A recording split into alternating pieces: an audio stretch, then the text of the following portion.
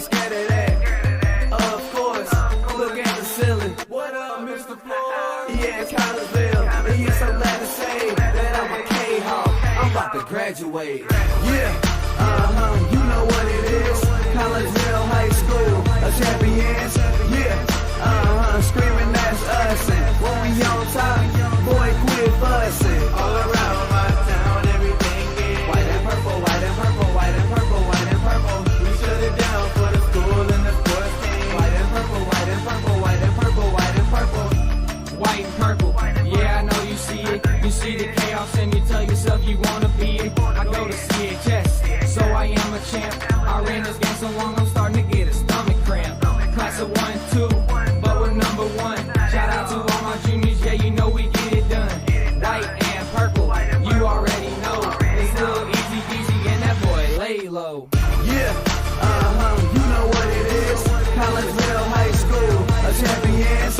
Yeah, screaming that's us. And when we on top, boy, quit fussing. All around my town, everything is white and purple, white and purple, white and purple, white and purple. We shut it down for the school and the sports team. White and purple, white and purple, white and purple, white and purple. I'm about my white and purple, Scarface and DJ Screw. We on the peak of the mountain, best at what we do.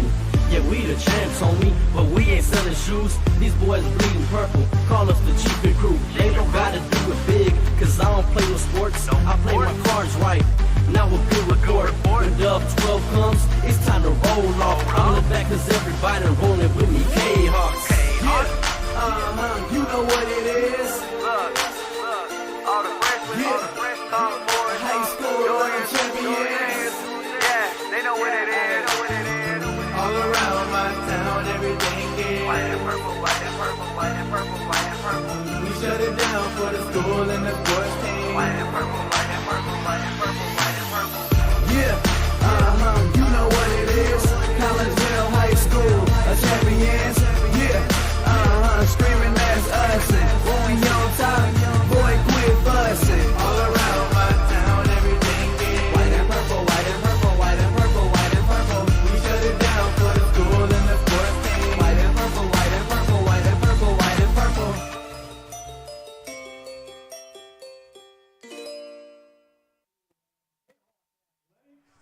And a very good evening to everyone, and welcome to Kahok Stadium here on the campus of Collinsville High School as we get you ready for week number 5 of the high school football season. And week number 5 finds us at home as your Collinsville Kahawks get ready to host the Mattoon Green Wave. Again, a very good afternoon, everyone. My name is Todd Duke. Got a whole cast of characters working with us tonight. We'll touch on all of them here in just a moment as we welcome you into the pregame show.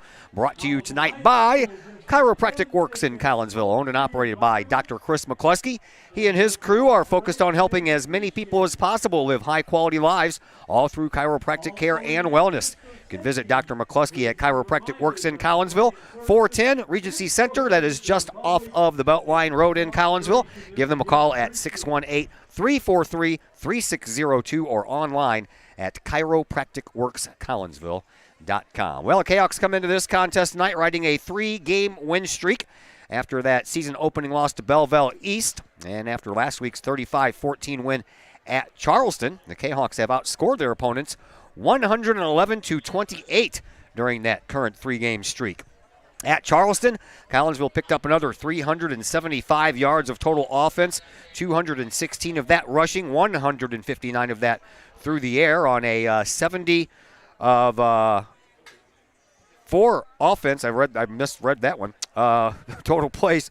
They allowed Belleville East to rush for 130 yards in that season opening loss. Since then, only 205 yards on the ground in 3 games has Collinsville given up defensively, and that averages out to about 68.3 yards per game for the opposition's rushing department. The Mattoon Green Wave, they started their season with a loss at home versus Triad, 41-22. Collinsville would beat Triad the next week in Troy, 29-14. Mattoon would lose in week 2 by almost the same score when they lost 42-21 in a road game at Mount Zion. And Collinsville will visit Mount Zion here in 2 weeks. Week number 3 saw the Green Waves only win thus far, a 17-14 win at Taylorville before returning home and getting pretty much throttled last week by Effingham, 34-0. Collinsville, of course, 3-1 on the year. They're coached by Colton Rhodes, their second-year head coach, who now has a record of 11-3. And Mattoon, they have a new coach this year. His name is Jared Kimbrough, so he is in his first year. He takes over for Troy Johnson, who was the head coach for 14 years at Mattoon High School. Johnson went 51-78 in that time, qualified for the playoffs 5 times during his tenure, including 4 straight from 2012 to 2015. His best record during that 14 years was a 7-3 mark in 2013. 4 times during his 5 trips to the Super Bowl for Johnson. They were out in the first round. In 2018, they made it to the second round before they ended up suffering a loss. Had a chance a little while ago to catch up with Collinsville head coach Colton Rhodes. We talked about the win last week against Charleston and touching up this week with a little preview as they get ready to face Mattoon, and we will pass that conversation on to you next as the Chiropractic Works pregame show continues here on the Kahok Sports Network. The Ortho Gold TRT tissue regeneration machine is revolutionary new technology.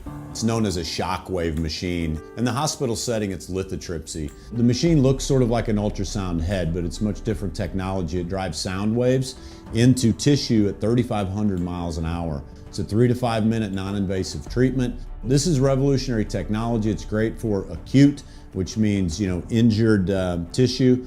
New injuries per se, also chronic conditions. We have many people who have canceled knee replacements and shoulder replacements and treated lots of plantar fasciitis, foot, ankle problems. Overall, the Ortho Gold TRT soft wave machine is revolutionary technology.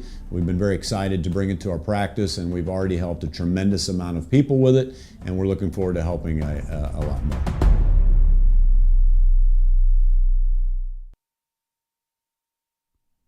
Do you have a big land improvement project that requires some outside help? Call Petroff Trucking Company. The Petroff Companies have been shaping the metro area since 1975. Family owned and operated, Petroff Trucking Company can do the job and do it right. Hauling, excavating, and grading, they do that and more. Petroff Companies also has roll-off dumpster rentals.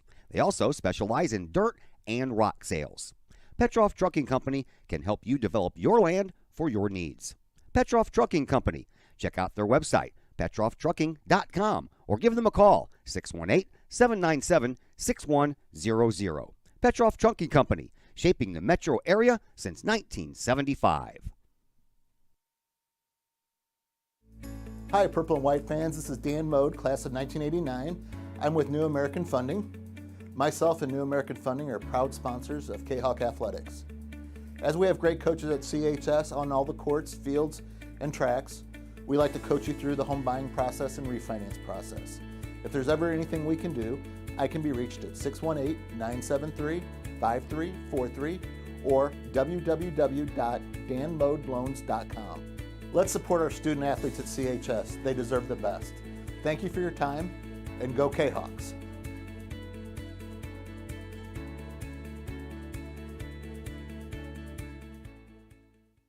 All Pro Tees in Caseyville is your place for custom apparel and has been for over 20 years now. Why?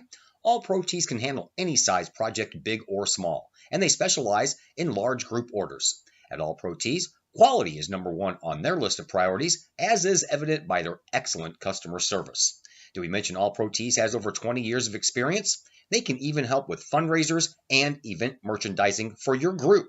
So for all of your apparel needs, for civic groups, sports teams, business outings, or even a family reunion, your apparel needs stop at All Pro Tees. All Pro Tees in Caseyville, right across the street from Kahok Stadium. Online at allprotees.com or on Facebook at All Pro Tees. Or call All Pro Tees at 344-2200.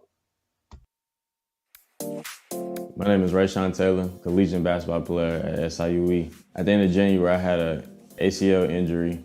I've been searching for ways to come back as best as I can after the construction. Dr. Chris introduced me to the soft wave machine. I'm gonna be honest, at first I was kind of scared because I didn't want it to shock me and hurt me too bad. And I had heard something about it and I did my research on it, and it turns out it didn't actually hurt. It just was a good pain. It's just finding where it hurts to promote the healing, and that's exactly what it did. I've actually had the surgery before. This time I feel like I'm back on my feet quicker, much faster. I'm much stronger than I was up to this point last time. And honestly, I feel like I could play right now. I'm excited to get back on the court. Thankful that Dr. Chris introduced me to this.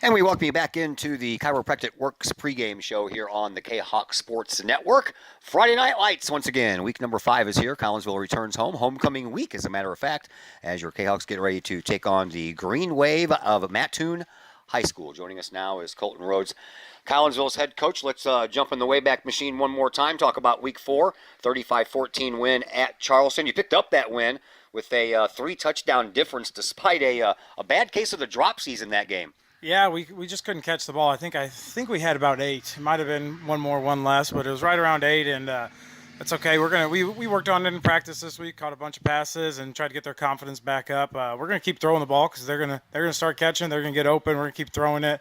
I'm not too worried about that happening again. We got it out in Week 4, and that won't come back to bite us.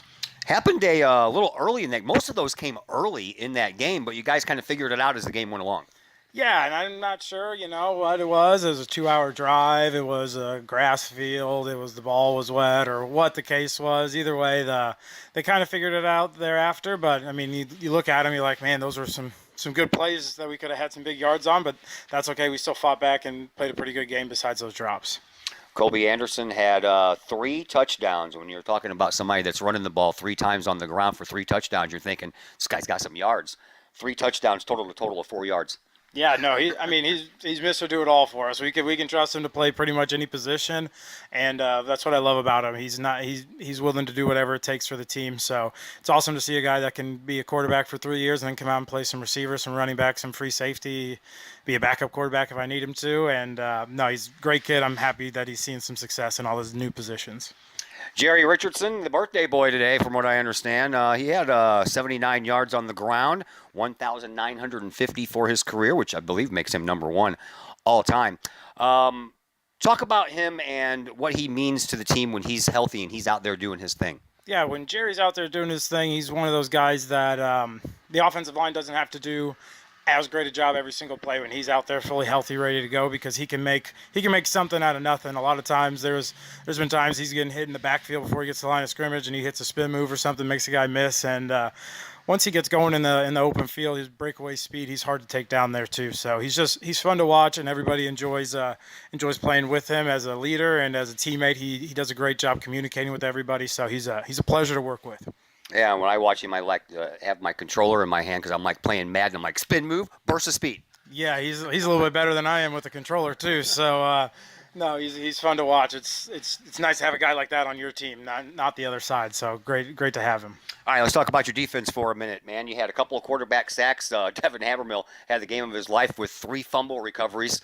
But I'm going to talk about the one that ended up in an illegal forward pass because that was just fun. Yeah, no, I mean, they did a great job, and you love to see your defense trying to score, because when we get the defense to score, that's big-time momentum. And he made it all the way down there to the 10 or so, and Zay just happened to be right in front of him where he tosses him. If Zay would have been 2 steps behind him, it would have been an easy lateral walk-in touchdown, and we all celebrated and realized it was forward. And you know what? That's okay, but I love to see guys trying to do that, because, I mean, really, they had nobody else down there to make the tackle besides that one guy. So if he would have set it down right to a guy behind him, it would have been an even awesomer play, but we'll take what we got.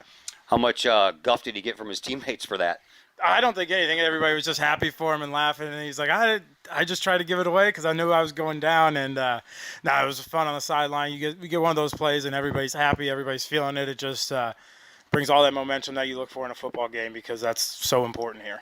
I believe that play was set up by a Mondre Kroom strip. Am I correct? Yeah, he got in there. I think there might have been another player in there, but Montre got in there and made it happen. He's playing a great game. It may have been Mondre, it may have been Montre. I'm not sure which one it was, but one of those 2 brothers made a good play, and they're doing a great job for us on defense this season.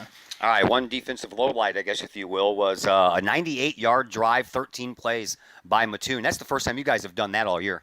Yeah, that was a tough one to sit there and watch, because like we knew what was coming for him on the sideline. We knew what we were doing, and we just couldn't ever get that stop that we needed. And we were in the right spots. We just were either missing a tackle or we were just a hair too late, even though we knew it was coming. So that's one of the talking points we had this week. We don't really give up long drives, if ever. We normally, if team scores on us, normally because it's a broken down play for us, it's usually a big play. We don't really give up 98-yard drives. So that was definitely one of our talking points this week. And I'll be remiss if I don't mention the Ethan Bagwell to Darren Pennell touchdown. Man, athleticism shown on both ends of that play by the quarterback hanging in the pocket, getting rid of the ball, and the catch. Yeah, no, I mean, Darren made a great play. He's wide open. Ethan kind of scrambles a little bit, points to him to move to the corner, and Darren's there, kind of catches it as he falls down, but Ethan's in the back. He's jumping in the air, getting hit by a guy as he throws the ball 40 yards in the air, and you just kind of look at the other guys on the sideline, and you're like, hey, well, it's nice to have that guy on our sidelines too, and you can throw it with a guy hanging all over you. So, and then we did catch that one, so we'll take that too. Great play overall on that one to put us up. I think that was at 28 probably. All right, so let's get to tonight's business. You have Mattoon coming in here, and we've experienced some rain. It's raining right now as we're doing this interview. Probably going to rain until maybe the second quarter. Is that any kind of a worry for you? Is it any kind of an equalizer for them? I wouldn't say it's much of a worry for me. Obviously, I would prefer it to be dry. I think since we like to throw the ball a little bit, we would prefer it to be dry and get our athletes in space a little bit more, since I think we probably have a little bit more speed than Mattoon. But I would say maybe it's a small equalizer, but I don't think it affects the play that much for us. All right, what do you want to see out of your guys tonight? The same thing I always tell them, I want them to do their job. They don't have to do too much. They just have to do their job. Don't worry about doing anybody else's job. You do yours, and we'll get the play cover from there. I think if we hold on to the ball tonight with it being wet and, limit the penalties, I think we'll have a great homecoming performance for everybody. All right, man. Happy homecoming. Good luck. Thank you. That is your head coach, Colton Rhodes, of your Collinsville Chaos. We'll take a break here on the Chiropractic Works pregame show. Starters will come your way next. More names, more numbers. All that and more coming up on the Kahok Sports Network. My name is Rayshawn Taylor, collegiate basketball player at SIUE. At the end of January, I had an ACL injury. I've been searching for ways to come back as best as I can after the construction. Dr. Chris introduced me to the Shockwave machine. I'm gonna be honest, at first I was kind of scared because I didn't want it to shock me and hurt me too bad. And I had heard something about it, and I did my research on it, and it turns out it didn't actually hurt. It just was a good pain. It just finding where it hurts to promote the healing, and that's exactly what it did. I've actually had this surgery before. This time I feel like I'm back on my feet quicker, much faster. I'm much stronger than I was up to this point last time. And honestly, I feel like I could play right now. I'm excited to get back on the court. Thankful that Dr. Chris introduced me to this. Plumbing or electrical problems? Is your AC or heater on the fritz? There are dozens of companies out there, but do you really know who you're letting in your home? Trust Tiger. Our technicians are clean-cut, drug-free, and background checked. What other company can make this bold statement? Our 24-hour emergency service will ensure your plumbing, heating, AC, and electric are up and running no matter what time of day it is. Schedule your appointment today. Tiger Plumbing, Heating, Air Conditioning, and Electrical Services. We earn our stripes every day. Pack Mail of Collinsville, locally owned and operated by Ryan Combs. Pack Mail can ship anything, anywhere. They treat you like a neighbor because, well, you are a neighbor. Pack Mail offers shipping materials and containers, private mailboxes, as well as climate-controlled self-storage. Visit Pack Mail at 407 Beltline Road in Collinsville. Online, WeShipSt.Louis.com or call Pack Mail at 346-4884. The Collinsville Education Association is a proud supporter of KahokSports.com and the Kahok Sports Network. The CEA is your partner as they work to ensure quality education for our children. The CEA advocates excellence and equity in public education and represent over 400 educators in 11 schools in both Madison and St. Clair counties. For more information, you can visit the Collinsville Education Association's Facebook page or the CEA's website at collinsvillecea.org. Your home is where you feel happy, safe, and secure. So if you see signs of foundation problems like cracks or uneven floors, worrying is natural, and getting it fixed is crucial. Woods Basement Systems understands. We've been solving foundation worries since 1986. Woods experts have the training and equipment to make permanent repairs. So stop worrying, because with Woods, it's fixed forever. Foundation problems don't get better with time, they get better with Woods, the all things basement-y experts. Call or go to woodsbasementsystems.com today. The Ortho Gold TRT tissue regeneration machine is revolutionary new technology. It's known as a shockwave machine. In the hospital setting, it's lithotripsy. The machine looks sort of like an ultrasound head, but it's much different technology. It drives sound waves into tissue at 3,500 miles an hour. It's a 3 to 5 minute non-invasive treatment. This is revolutionary technology. It's great for acute, which means, injured tissue. New injuries per se, also chronic conditions. We have many people who have canceled knee replacements and shoulder replacements and treated lots of plantar fasciitis, foot, ankle problems. Overall, the Ortho Gold TRT soft wave machine is revolutionary technology. We've been very excited to bring it to our practice, and we've already helped a tremendous amount of people with it, and we're looking forward to helping a lot more.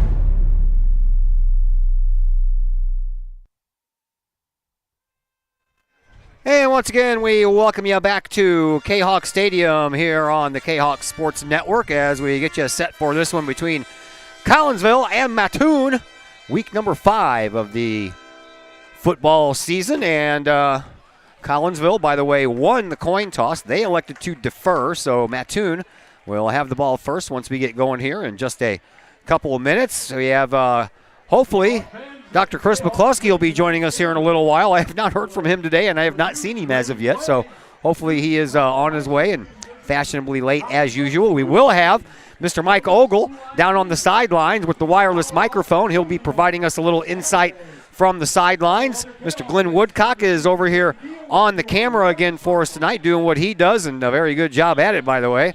And then we have Mr. Andy Sellens, who will be taking care of the stats for us tonight, and Chris Kettler, who will be taking care of our halftime show scoreboard, getting all of the scores from around the area. Again, my name is Todd Duke. Glad that you have spent a very chilly evening here with us on the Kahok Sports Network. 55 degrees here as we get ready for this opening kickoff. That is 40 degrees lower than what it was just 2 days ago. We made it up to 95 on Wednesday. Here we are on Friday at 55, and of course, that kind of change in temperature comes with some rain. It rained Wednesday night, rained a little bit yesterday, and rained for a better chunk of the afternoon here this afternoon as well. I see the misses. Well, hopefully he'll be here soon.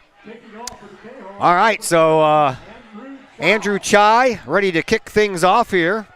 And back deep is Cale Kimbrough. He is the head coach's son. So he stands at about his own 15-yard line by himself. He's got a couple of guys about 10 yards up in front of him, and Andrew Chai kicks the ball off. We are underway. It is right to the 15-yard line and right to Kimbrough. He goes up the middle, and he has a little bit of room to move, and then he finally gets brought down at the 32-yard line. So that is where Mattoon will start from their own 32, and under center or in shotgun, one of the two, you'll find their starting quarterback. That is Slater Trier. He is 46 of 100 on the year for 566 yards, 5 touchdowns, and 6 interceptions. And the running backs that you'll usually see here for Mattoon is Tyreek Grace, 46 carries, 244 yards, and 1 touchdown, averaging 5.3 per carry.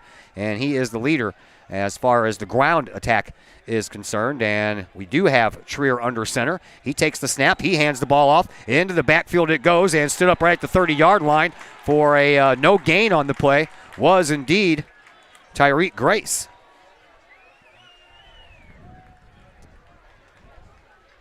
So the Kahawks defense stiffens up. Actually, that was not Grace. That was Owen Hawkins who carried that ball. Second down and 11. They are going to call it a loss of 1 on the play. We're just underway, 30 seconds in to this first quarter between Collinsville and Mattoon. Lining up as a wide receiver over here on this near side is Wilson Spraker. One wide receiver on the far side as well, and a single I formation. Handoff again goes up the middle. A little bit more room this time for Hawkins to move, and Hawkins will get back a couple of those yards. It'll bring up a 3rd down and 8. Grace, the ball carrier. Brings up 3rd and 8 for the Green Wave. Slater Trier forgot to bring his jersey with him. He was number 2 on the roster, and then the radio guys for Mattoon come up and said that he forgot his jersey, so he's wearing number 4 here today.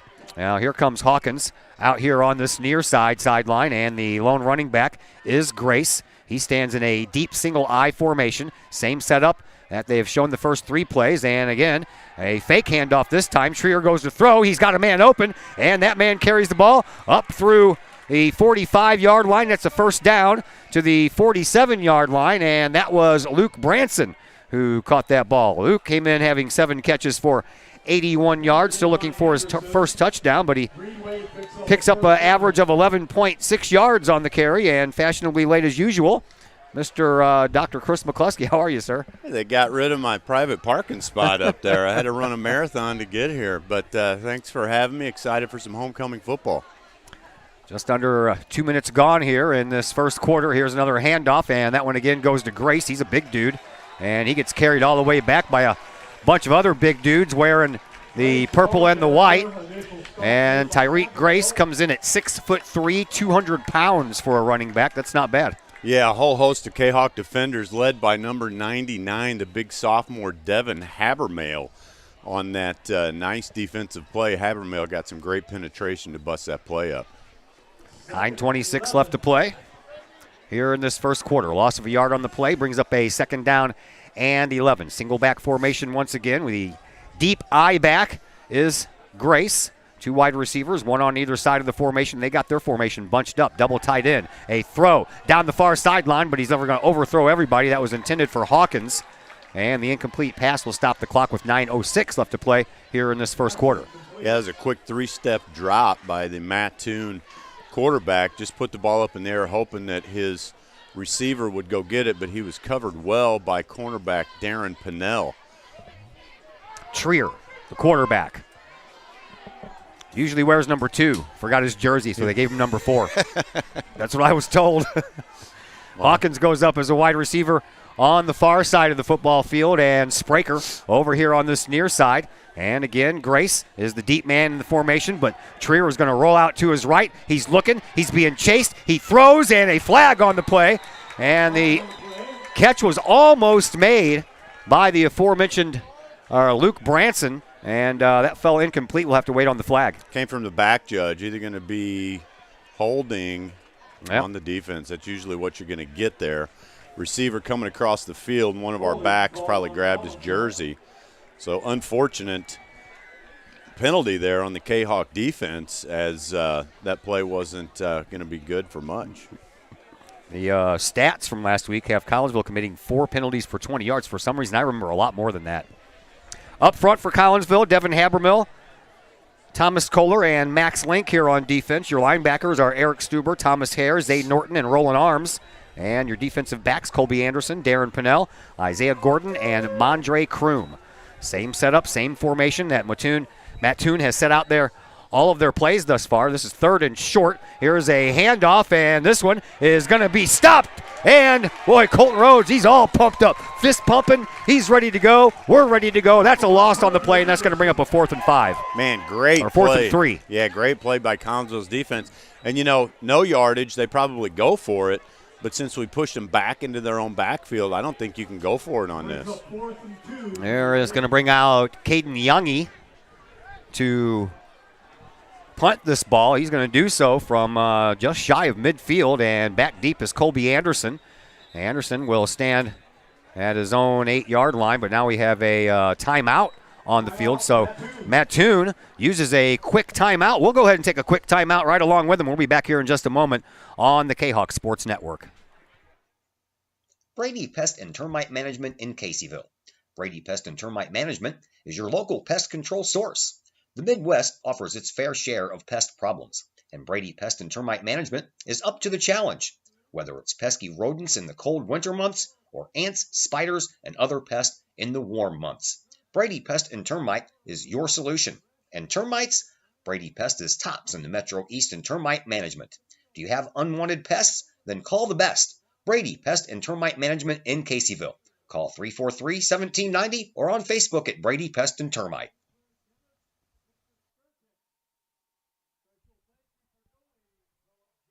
And again, back here at Kahok Stadium, it's picture time for me and Dr. Chris here. There we go. Dr. Chris McCluskey over there. Todd. We're famous pictures. And here's the punt. Punt is high. It's deep. Colby's going to catch it. He does so at the 10-yard line. Darts off to the near sideline and loses one tackler, loses another, and then a couple ganged up on him, and he was finally brought down at the 35-yard line. So a gain of about 15 on the play there for Colby Anderson. Yeah, it was a nice return by Colby. I mean, that, you know, the whatever yardage he got there, the 10 or 12 yards, is they're big yards to keep us from being pinned back deep in our own territory. So Collinsville will start there, and you'll have your usual starter at quarterback. That is none other than Mr. Ethan Bagwell. He is the junior, 6'2", 225-pounder. And Colby Anderson is his lone running back right now, and a throw over to the sideline for KJ Thorpe-Swat, and he gets through and gets up to the 30. That's a gain of about 5 on the play. The birthday boy, Jerry Richardson, not getting the start here tonight. He has a little bit of a banged-up ankle. He was going to be a game-time decision, and apparently they decided to hold him out, but Coach said during the pregame interview that we will see him out here sometime tonight. Yeah, so nice play by number 3, Logan Blackburn out of Mattoon. Otherwise, KJ could have been off to the races. Rest of your starters here for Collinsville, besides Colby Anderson that we just told you about. Ryan McIntyre, Kylan Jordan, Darren Pinnell, and KJ Thorpe-Swat are your wide receivers. Here's a throw to Jordan. He gets hit immediately and then spins back up to the line of scrimmage, so no gain on that play. Your line consists of George Lopez and Javier Oseguera on the tackles, Max Link and Thomas Kohler on the guards, and Ian Kingan is the center here for Collinsville. So actually they're going to give him a loss on the play, so it's going to bring up a 3rd down and about 6 to go here for Collinsville. Bagwell comes into this game 48 of 94, 695 yards, 6 touchdowns, and 3 interceptions. 2 wide receivers on either side of this formation. Lone running back is Colby Anderson. Here's the snap. Bagwell back to pass, has it blocked at the line of scrimmage. That's going to bring up a 4th down, and Collinsville's got to punt this ball back. Yeah, that's unfortunate, though. Nice penetration. I can't tell. That's number 12. Kale Kimbrough broke that pass up. Bagwell had a receiver, and Kimbrough just jumped in the air, batted that ball down. So Collinsville will have to punt from their own 29-yard line. Kale Kimbrough, the son of the head coach Jared Kimbrough in his first year. Kale, by the way, on the defensive side of things, 11 tackles, 14 assists for 25 total tackles. He's second on his team in that category. Here's Bagwell's punt. It's high, not very deep, but it's going to take a Kahok roll as it'll eventually roll toward the return man who just stands there and watches everything unfold. That was Logan Blackburn. And Mattoon will get a second try on offense here. No score early on, 6:26 left to play here in this first quarter. Collinsville and Mattoon hooked up in week number 5. So Mattoon takes over at their own 33-yard line. A little bit of a defensive game here in the first quarter. Collinsville Kahok Stadium for homecoming action. Defense has really been the bright spot, I would say. I mean, we've had a lot of bright spots, but our defensive unit, I was talking to Coach Mack and telling him how impressed I was with the work they're doing this year.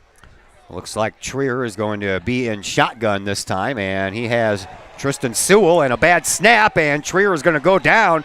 Collinsville has the ball, and they're going to say that it is Collinsville's ball, and they'll have it all the way down at the 10-yard line. Yeah, Trier took a long time to jump on that ball. It was almost like he was indecisive, and our guys were coming hot. That's a huge turn of events for your Kahawks. Now they're threatening all of a sudden deep in Mattoon territory. Yeah.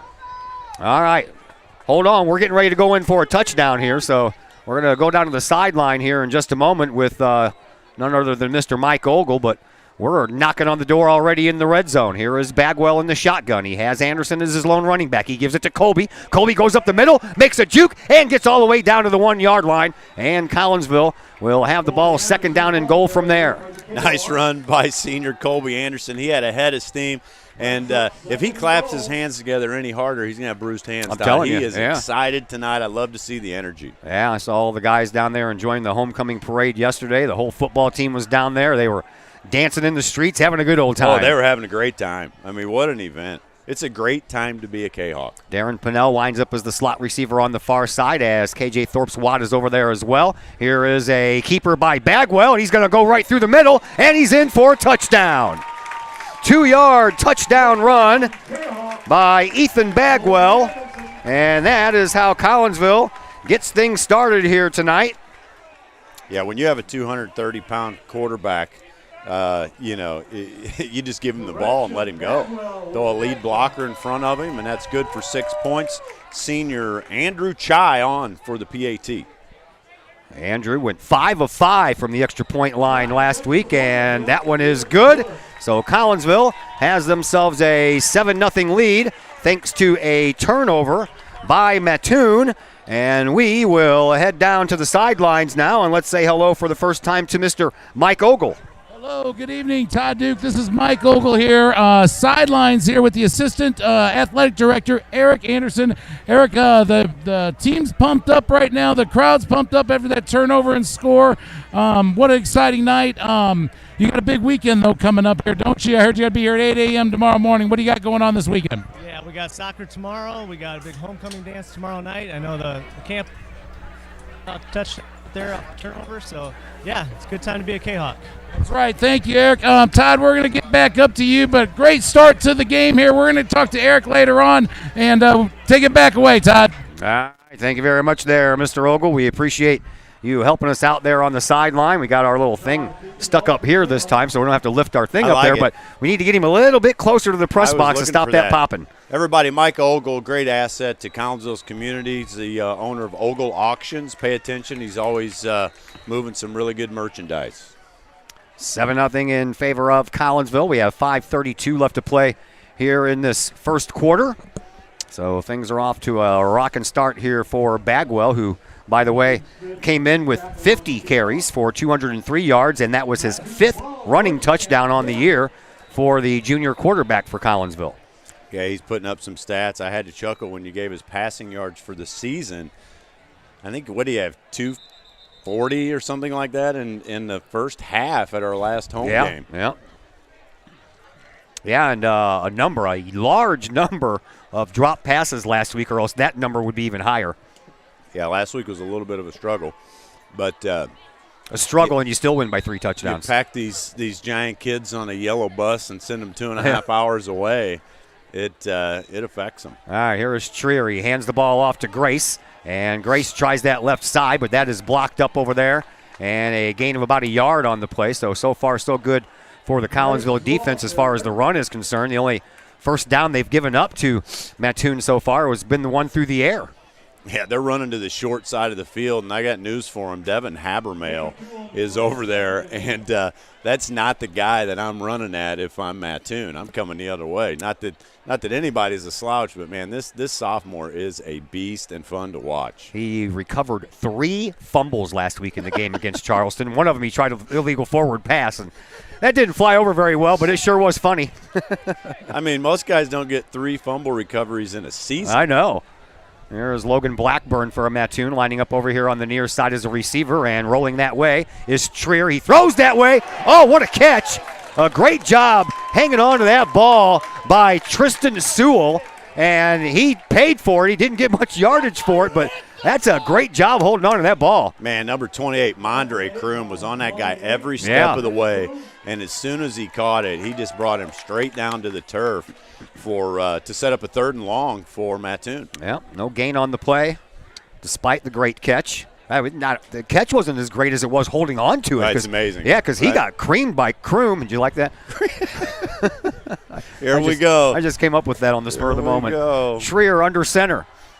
And again, he's going to go back to pass. He throws it to the far side. A little bobble action over there by Owen Hawkins, and he does make the reception, but He's only going to pick up about 3 or 4 yards on the play, so it's going to bring up a 4th down and 5. And once again, Youngie is going to have to come out and punt. Yeah, another good catch, more good coverage by number 5, Darren Pinnell. Colby Anderson comes in to make sure the receiver doesn't go anywhere, and we're going to see what Colby Anderson could do with this return. Colby got about 15 yards on the last time. This time he's sitting on his own 25-yard line, end-over-end kick that's going to head toward the sideline. Colby's going to let it roll, and it's going to stop right there, and the Green Wave will touch it up, and Collinsville will have it 1st and 10 from their own 21-yard line. Yeah, low kick. I think they saw what Colby did last time, and they really wanted to prevent the chance at a return. There was a flag on the play, according to Mr. Jim Sika. I did not see it. It's like it's back at the line of scrimmage. Yeah, okay, all the way back at the 40. It's going to be declined. It's a holding call against Mattoon, so Collinsville is going to decline it and just start their drive from the 21-yard line. Sure, and if we've got the football, we'll just take it. Sure. Why not? Colby Anderson stays on the sideline. He's right below us talking to his head coach, Colton Rhodes. And Jerry Richardson makes his first appearance in the game. Empty backfield. We'll line up 3 wide receivers on this side, 2 on the far side. Closest to the left tackle is Richardson, his birthday, and a keeper by Bagwell. He goes up the middle, and he has a little bit of success. He's going to gain about 2 yards on the play before he's finally brought down. Yeah, nice run by Bagwell. Pretty good defense by the Green Wave. It'll go down for a 1-yard gain for the junior Bagwell, and here he comes looking for the play from head coach Colton Rhodes, who's done an excellent job of revitalizing this program. He sure has. 3 minutes to go here in this first quarter, 7-0 in favor of Collinsville. And this time Richardson will stand as the lone running back over the left-hand shoulder of Bagwell. 3 wide receivers here on this left side. Here's the snap. Bagwell rolls out. He's going to make that last-minute decision. That's going to be a hold against Collinsville anyway, and that play will come back. Yeah, anytime you drag a play out like that, you're really setting your lineman up to they're going to be looked at under a microscope, right? So if they have any kind of hands going on, you're going to get a hold, and that's what we got. Second holding penalty on the night for Collinsville. And that'll stop the clock with 2:38 left to play here in this first quarter. And it'll put Collinsville all the way back at their own 13-yard line. It'll be interesting to see if we try to run some kind of a 8 to 10-yard play to get back to the original line of scrimmage, or if we just take a shot here. Kylan Jordan lines up as the lone wide receiver on this side, 3 on the far side. Richardson this time stands on the right-hand side of Bagwell. Bagwell rolls that way. He looks, he throws, he's got Pinnell open, and Pinnell runs out of bounds. He's going to be short of the first down, so it's going to bring up a 3rd and long for Collinsville, about a 3rd and 7. Yeah, I love that play call, though. We go trips right, and when you do that, you expose the defense because you've only really got 2 backs over there, and the safety has to come over and cover, but he doesn't have time to get there. Bagwell read that play excellently. Pinnell was wide open. Sure was. Colby Anderson checks back into the game, and Ryan McIntyre checks out. Here is Jordan lining up over here on this near side. Anderson will be in the slot. Over on the far side, Thorpe Watts over on the sideline with Pinnell in the slot. Back to passes Bagwell. He looks down the middle, throws down the middle. He's got Thorpe, but he dropped it at the last minute as he was being tackled. So that's going to bring up another 4th down, and Collinsville will have to punt once again. Yeah, ball was thrown a little bit high. KJ made a high good and play. Hot. Well, that's what I was going to say. You got a guy that throws a baseball in the mid-90s, okay, and he had some sauce on that football. Sure did. KJ would need a little extra stickum to pull that one in. Yeah, KJ was the victim of about 3 dropped passes last week, and no one was more mad at himself than KJ was. Bagwell back to punt, and back deep is Mattoon. Ooh, that was close to being blocked. That ball takes a Mattoon bounce, and before it has a chance to roll anywhere else for less yardage, Chase Reynolds takes care of it. So again, Mattoon starting in pretty good field position. They'll start at midfield, and for the 3rd time, they've had pretty good starting field position so far. They haven't been able to do anything with it. Well, that'll bring up another appearance by your Collinsville Kahok defensive squad, this time at midfield. So at least from a field position standpoint, Mattoon was victorious there. And we'll see if they can move the football against your Kahok D. So Trier in shotgun. takes the snap. He's going to go back to pass. He looks. Now he tucks it down. Now he throws it, and he's giving it up to Grace. Grace gets across into Collinsville territory and takes a crowd with him. And then a little extra pushing and shoving going on. That's going to bring up a second down and about 2 here for Mattoon. Yeah, nice little screen pass. I don't know if it was planned or if it just ended up that way. A lot of times on a play like that, you'll get an illegal receiver downfield.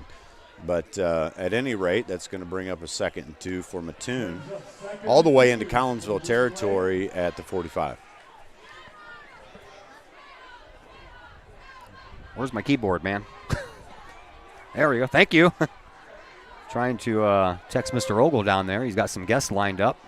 Here is Trier in shotgun at the 50-yard line. He'll throw it immediately off the bat, and he'll throw it past his intended receiver, and that was intended for Owen Hawkins. If that ball's about a foot more in the air, Isaiah Gordon gets a pick 6 there. Yeah. He's down there shaking his head like, gosh darn it. But ball was probably uncatchable for him. But anytime for a defensive back, the ball's anywhere near you, you want that pick. So it's a 3rd and short. There's Trier under center. He hands the ball off, and that one's going to go nowhere quick. Collinsville smelled that a mile away. I'm shocked that they called a running play on 3rd and 2. Well, that's another, this is repeat, right? 3rd and 2, and they try to run the ball over to the short side of the field. They end up losing yardage, and you have no choice in a close game like this but to go ahead and punt the football. Yeah. Oh, great. I got one of those stupid software updates loading on my phone.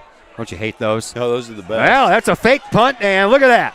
That is a long run for Grace, and he's finally taken out by the return man, Colby Anderson, all the way down to the 14-yard line. A little trickery there by the Green Wave. Boy, why not? They've struggled this year, and everybody assumes they're going to punt. They caught everybody off guard, and now we'll see what the Kahok defense has on not necessarily a goal line stand yet, but we're getting close. Yeah, they're in the red zone, close enough. Last year, these two teams met at Eastern Illinois University. Collinsville won that one only 28-22. Under center is Trier again.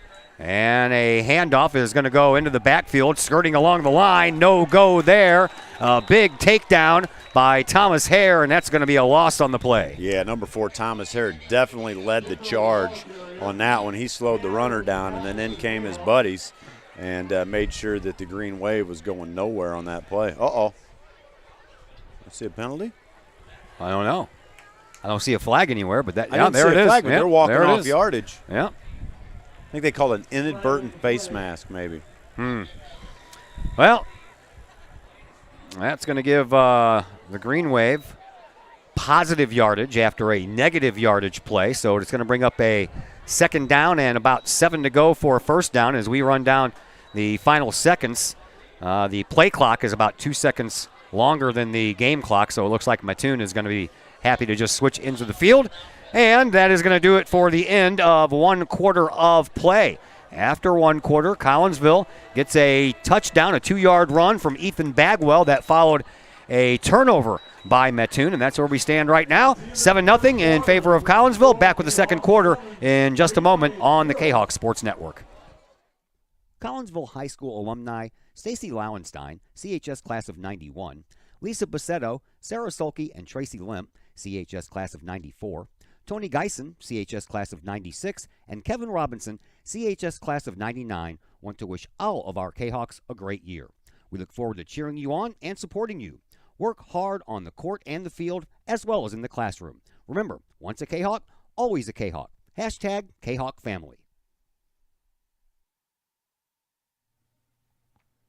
Old Herald Brewery and Distillery in Collinsville produces their own spirits and beer on site, right at the restaurant.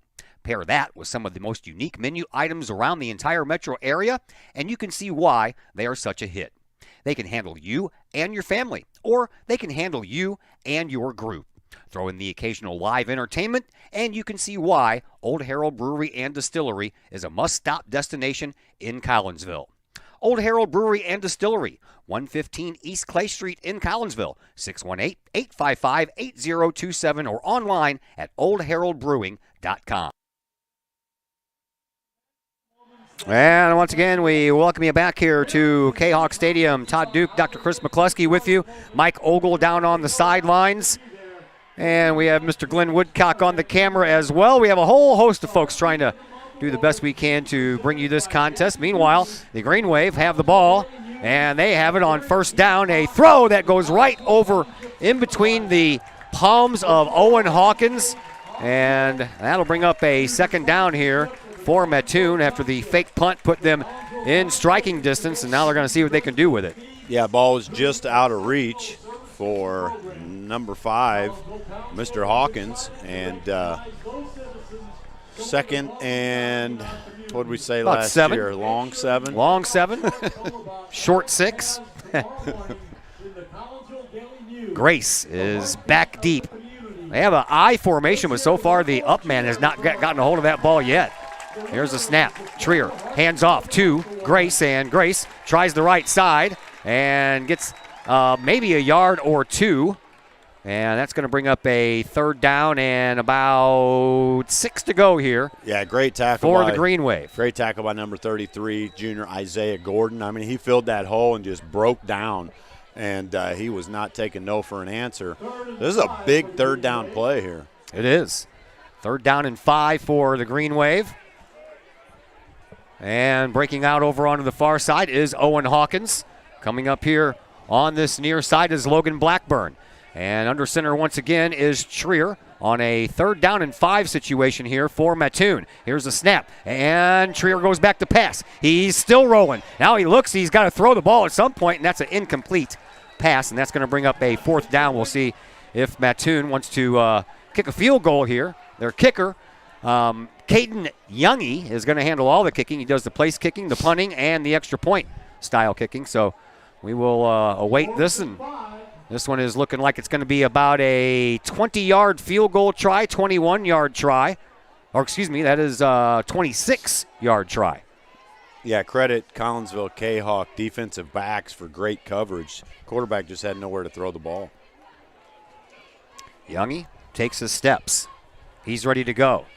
Here's the snap. Ball is down. Kick is on the way, and the kick is good. So 3 points on the board for Mattoon after a nice drive and a nice pickup there on a fake punt on fourth down, and it is 7-3 as we go down to the sidelines one more time where Mike Ogle is standing by with a guest. Take it away, Mike. Hello, Todd. Mike Ogle here with the Kahok Sports Network. Alongside me here on the sidelines is Derek Keith Cox with the Collinsville Township. You guys just gave away the Heartbeat of the Month award to Alex. Tell me what that means for you guys to give something like that away. It's basically the Citizen of the Month in our community, and Alex goes way above and beyond with all of his photography. A lot of people don't know it's volunteer work, but it's professional photos he does, and it makes us all look good, and he deserves this award. It's called Heartbeat of the Month, and the Collinsville Township is glad to present it to him. That's great. All right, back up to you, Todd. Thank you, Derek, and let's go Kahawks. All right, thank you very much there, Mr. Mike Ogle. I got all kinds of nut buttons and knobs I got to push, and I'm like, he's blowing out my ears. I blow out my own ears, and it's all fun and games. 11 minutes left to go here in this second. A field goal, a 26-yarder by the Green Wave, gets them on the board, 7-3 in favor of Collinsville. What was the Vegas line on this game, Todd? I have no idea. I don't know, man. It was only a 6-point win last year. Here we go, baby! There we go. There's Pinnell. He's coming around the corner, and he's going to be taken down after a fine run all the way up to the Mattoon 30-yard line. Huge run by number 5 junior Darren Pinnell to put Collinsville in excellent field position, threatening Mattoon all of a sudden here as we start this series of downs.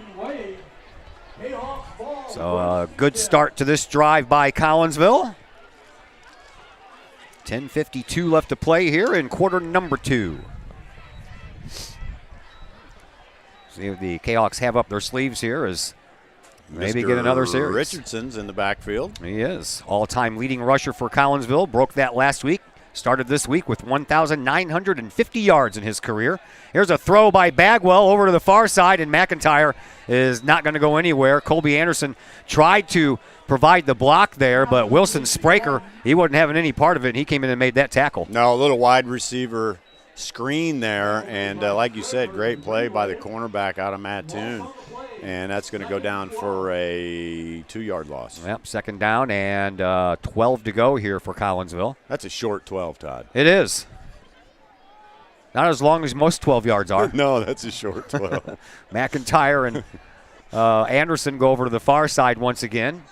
Pennell in the slot over here on the near side with KJ Thorpe's Watt. Now Pennell goes into motion. Here's the snap, and it's a bad one. It's going to go back, and Bagwell's going to fall on it, and Collinsville continues to go backwards here on this drive. Well, you'd much rather have positive yardage, but that one's going to go down for some negative yardage. And really hurts the quarterback stats, doesn't it? I was just getting ready to say, that's a bummer for the quarterback, right? Well, I mean, and take this as reference. I believe that Slater Trier, the quarterback for Mattoon so far for the year, has 2 carries for minus 16 yards. I'm guessing those were quarterback sacks or bad snaps. That should go to the center, I think so, too. I don't know how you penalize him, though. All right, 2 wide receivers on both sides of this formation.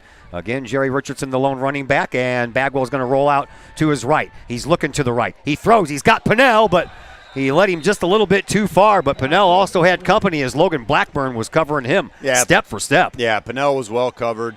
Credit Bagwell for throwing that ball out of bounds, though. Last thing you want to do is give up a turnover as well as your defense is playing. So penalties and missed snaps are proving detrimental to the Kahok offense here, but I think you're going to see them get going here before long. This is about the same area that Mattoon pulled their fake punt on. So we'll see if Collinsville wants to take a play out of that book. Logan Blackburn is all the way back at his own 10-yard line as Bagwell is back into Mattoon territory to take this snap, and it's a bad snap. Bad snap, and coming away with the ball. I don't even know. That looked like it was almost a direct snap right to Corey Patton, excuse me. It did look like it, but it wasn't. I can promise you that. We had 4th and forever to go. Yeah. And, you're certainly not going to run one of those guys 30 yards for a first down. So, again, a little bit of sloppy play out of Collinsville, but we'll see if the defense can rise to the occasion. Be nice to get the ball back and score going into halftime. 49-yard line of the Kahawks is where this drive will begin for Mattoon. And they line up with 1 wide receiver on either side of the formation and split backs in the backfield. Trier is in shotgun. Here's the snap. Trier back to pass. He throws it toward the far sideline. He's got a man, and that man makes the catch. There is a flag on the play that came in as that ball was in midair. So we'll have to wait and see what that one's going to be about. And it looks like it's going to be against Collinsville. Yeah, that receiver got by number 20, Isaiah Gordon. He was open. Quarterback did a good job of putting air under the ball. I'm not sure if they got Gordon for holding. I think they got him for holding when he ran by him. So it's going to be declined. Yep. They'll take the play. That puts Mattoon in much better shape all of a sudden. 1st and 10 on Collinsville's 29, it looks like. First down, fresh set of downs here once again. And a high snap. Trier takes it. He fires, and that was just a fingertip poked away by Collinsville's Mondre Kroom. Yeah, good thing he had some sauce on that football because that thing went right through Mondre Kroom's hands. Boy, wouldn't that have been a nice +2 turnover for Collinsville, but at any rate, it's no gain on the play, so it'll be 2nd and 10 for the Green Wave. Hawks defense trying to stiffen up here as the Green Wave are down near the 20-yard line. Collinsville did take care of things when the Green Wave had it inside that red zone and held them to a field goal try, so trying to do the same here, if not better. Here's a high snap. Trier just hands the ball off. Up the middle it goes to Grayson. Grace gets absolutely nowhere. It's going to be 3rd and 10. Yeah, credit Collinsville's defensive line and linebacking core right now. They are keeping Collinsville in pretty good shape in this game. And like I said, you will see the Collinsville offense start to catch stride here. I have no doubt about it. I agree with you. 3rd down and 10 here for the Green Wave. Anderson, by the way, last year when he was playing quarterback against Mattoon, went 10 of 20 for 227 yards. Did have a interception in that contest. Jerry Richardson bouncing around on the sidelines. Looked like that ankle's feeling pretty good. Throw down the middle, and that one was... If it would have been on the money, I think that would have been a catch. Colby Anderson was there, and that would have been a big takedown. It would have been a takedown of the receiver there. That was Blackburn, by the way, and luckily for Collinsville, that ball was not on the money. Credit number 77, Mondre Kroom. He absolutely crushed the quarterback on that play. He came through untouched, and that quarterback's going to be feeling that one for a few days. 4th and 10, and Caden Youngie is going to try another field goal here. This one's going to be from 40 yards.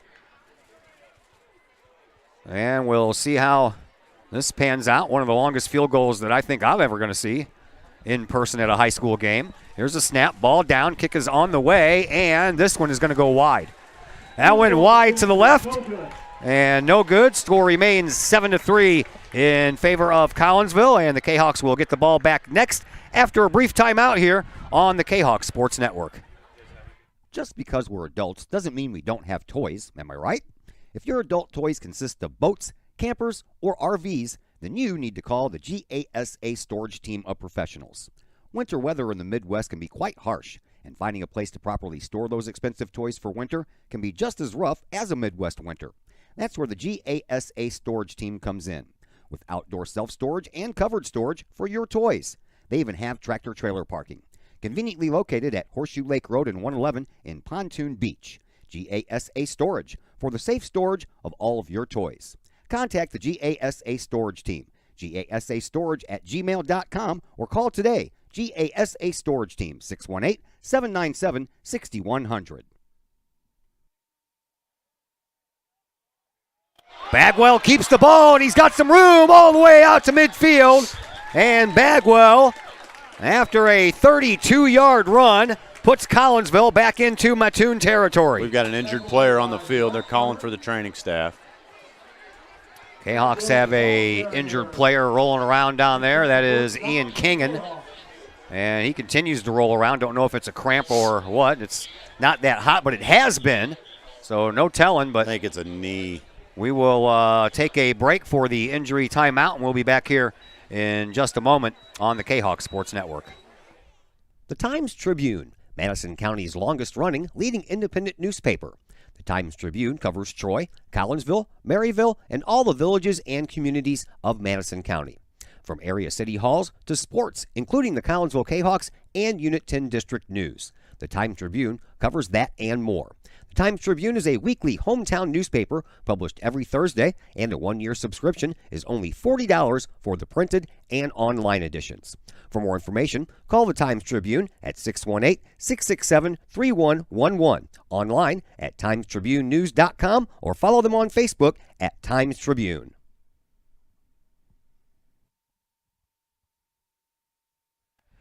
Kingham, the injured Kahawk, on the play. As you can see, he is a little bit of help walking off, so nothing major, but still he's going to have a seat on the sideline and get looked at by the training staff here. Anytime a football player goes down and you watch him walk off the field, that's a great sign.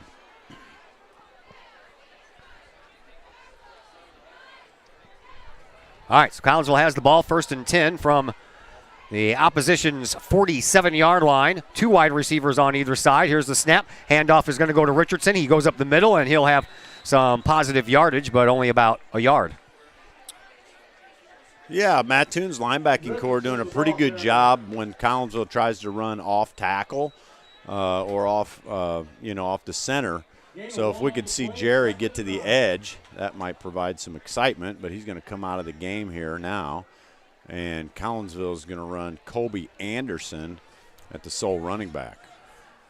So Anderson back in there as the running back. 2 wide receivers on either side. Here is a fumble. And Colby might have gotten back on top of it, or Ethan came in and got it after Colby lost the handle on it when he tried to go back and get it. So Collinsville is going to get the ball back, and they're going to be lose about a half a yard on the play. Let's go back down to the sidelines one more time. Here is Mike Ogle. Hello, once again, Mike Ogle here with Kahok Sports Network on the sidelines. Todd Duke, I got one young lady here, Lily, cutting back. Lily, you are in charge of the Collinsville Crazies, right? What'd you guys do today? We had our first pep assembly for the year. It was amazing. Our school's great.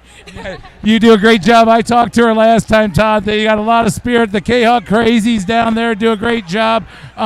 What's next week for the football game at Granite, right? What is the theme? We're going to be dressed as pajamas. We're going to flood Granite City with pajamas. That's right. So pajamas next week, Todd. Thanks, Lily. Kahok Crazies, thank you down there. They do a great job. Back to you, Todd. All right. Thank you there, Mr. Ogle. We appreciate your hard work down there on the sidelines. Incomplete pass will bring up another 4th down here for Collinsville. So Ethan Bagwell getting a little bit too much work in the punting department. Yeah, they tried to run a post pattern to Thorpe Swat. Ball was just overthrown, so that'll bring up Bagwell to punt the football here. There is a punt end over end. It's going to be one of those that will let roll, and it's going to be stopped. No, it's not. It's in the end zone. Almost stopped down there at the 1-yard line, but the ball kept on rolling, and it eventually ended up in the end zone as it followed the player in behind him. So with 6:19 left to play here in this first half, Mattoon's going to get the ball back, and Collinsville still up by that first touchdown, 7-3. Yeah, number 25, Christian Smith, came in diving, trying to stop that football, and he just couldn't get his hands on it. So the Kahawks in their offense having a little bit of struggles here. If it wasn't for that turnover deep down in Mattoon territory, we might actually be trailing this game 3-0. I would not want to be in that locker room at halftime. Nope. I don't want to be in any locker room at halftime. They don't smell very well. Here's a throw. Off the here we go. Pinnell intercepts it off the tip. Collinsville gets the ball back. Pinnell, touchdown! Yes, sir. Number 5, junior Darren Pinnell with the interception and a couple stiff arms to the face, and he gets himself into the end zone for pay dirt with 6:10 left in the second quarter. Collinsville goes up 13-3. Pick 6 by Pinnell. And the Kahawks extend that slim lead I just told you about. It's not so slim anymore, is it? Slim Shady. Don't make me start rapping, Todd. No, I don't want to do that. That's a huge play. I don't want to witness that at all. That is a huge very play. huge, very. I mean, look at Pinnell. He's got the long run back right on the kickoff, and now he's got an interception. Talk about they talk about playmakers in football, right? Yeah, that was right off of the fingers of Logan Blackburn and right into the numbers of Pinnell, who is holding Chai the extra point, and that is 7 extra points in a row for Chris Chai, and Collinsville extends their lead out to 14-3. We're back here in just a moment on the Kahawk Sports Network. Lottie's Cafe, Collinsville's hidden gem. Lottie's Cafe offers food, cocktails, and gaming in a great atmosphere highlighted by fast and friendly service. Lottie's Cafe also offers a unique menu that features soups and salads, sandwiches and paninis, pizza and flatbreads, appetizers and desserts, as well as breakfast. That's right, we said breakfast. Unique breakfast items such as a breakfast stromboli, a breakfast BLT, and breakfast burritos. Lottie's also offers creative cocktails, a wine bar, the coldest beer around, and a video gaming area for those 21 and older. And don't forget the Lottie's Cafe gift certificates. Lottie's Cafe, Collinsville's hidden gem. Check them out online at lottiescafe.com, on Facebook, or in person in the Strip next to the Walmart Neighborhood Market. Or call Lottie's Cafe at 618-223-8256. Lottie's Cafe, Collinsville's hidden gem.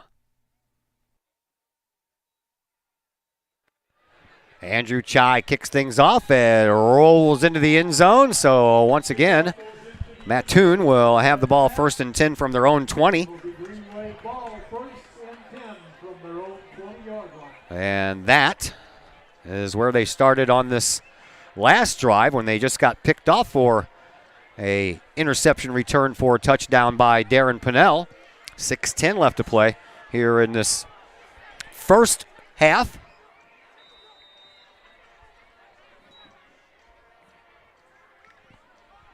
And we'll see what the Collinsville defense has in store here for the Green Wave on this drive. Trier stands in shotgun. Has Grace over his left-hand shoulder. Wide receiver on either side. Here's the snap. Trier back to pass. Lofts a high one into the air. Going back to get it, and there's a flag on the play. That's going to be pass interference, but you know what? That probably could have went either way on the offense or the defensive side because the intended receiver, which was Owen Hawkins, he had to come back for the ball, and when he did, he kind of ran into the Kahok defender that was trailing him on the play. So this, unfortunately, is going to go against Collinsville. So Collinsville, I think, has already matched their 4 penalties they had of last week. And with 6:02 left to play, Mattoon is going to get the benefit of a little extra yardage here. It'll be 1st and 10 for the Green Wave from their own 35-yard line. 6:02 left to play here in the second quarter. This time, Trier is going to go under center. He has Grace deep once again, and he is going to hand the ball off to Grace, and Grace is going to be stopped behind the line of scrimmage. He stands so far back there to begin with. By the time he gets the ball handed to him, he's already 4 yards behind the line of scrimmage, and he got about 2 yards forward before he was brought down, so a loss of 2 on the play. It's going to bring up a 2nd down and 12.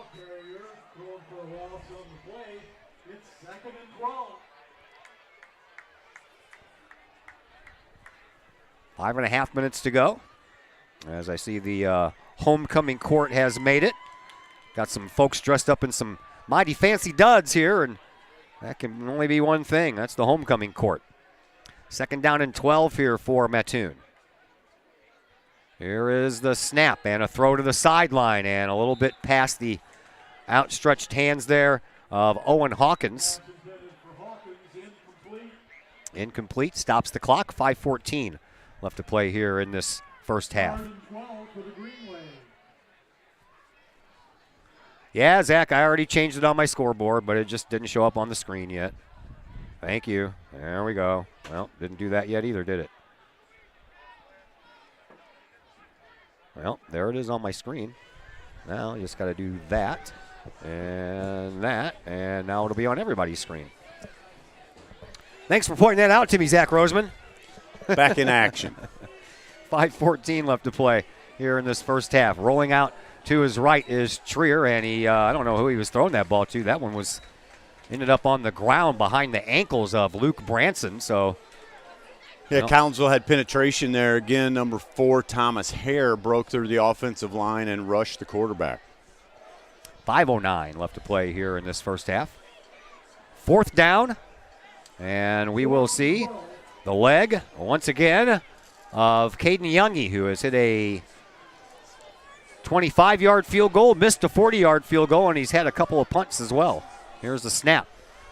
Punt high, heading toward the sideline, and Anderson's going to let it roll out of bounds, and it will roll out of bounds at the Kahok 34.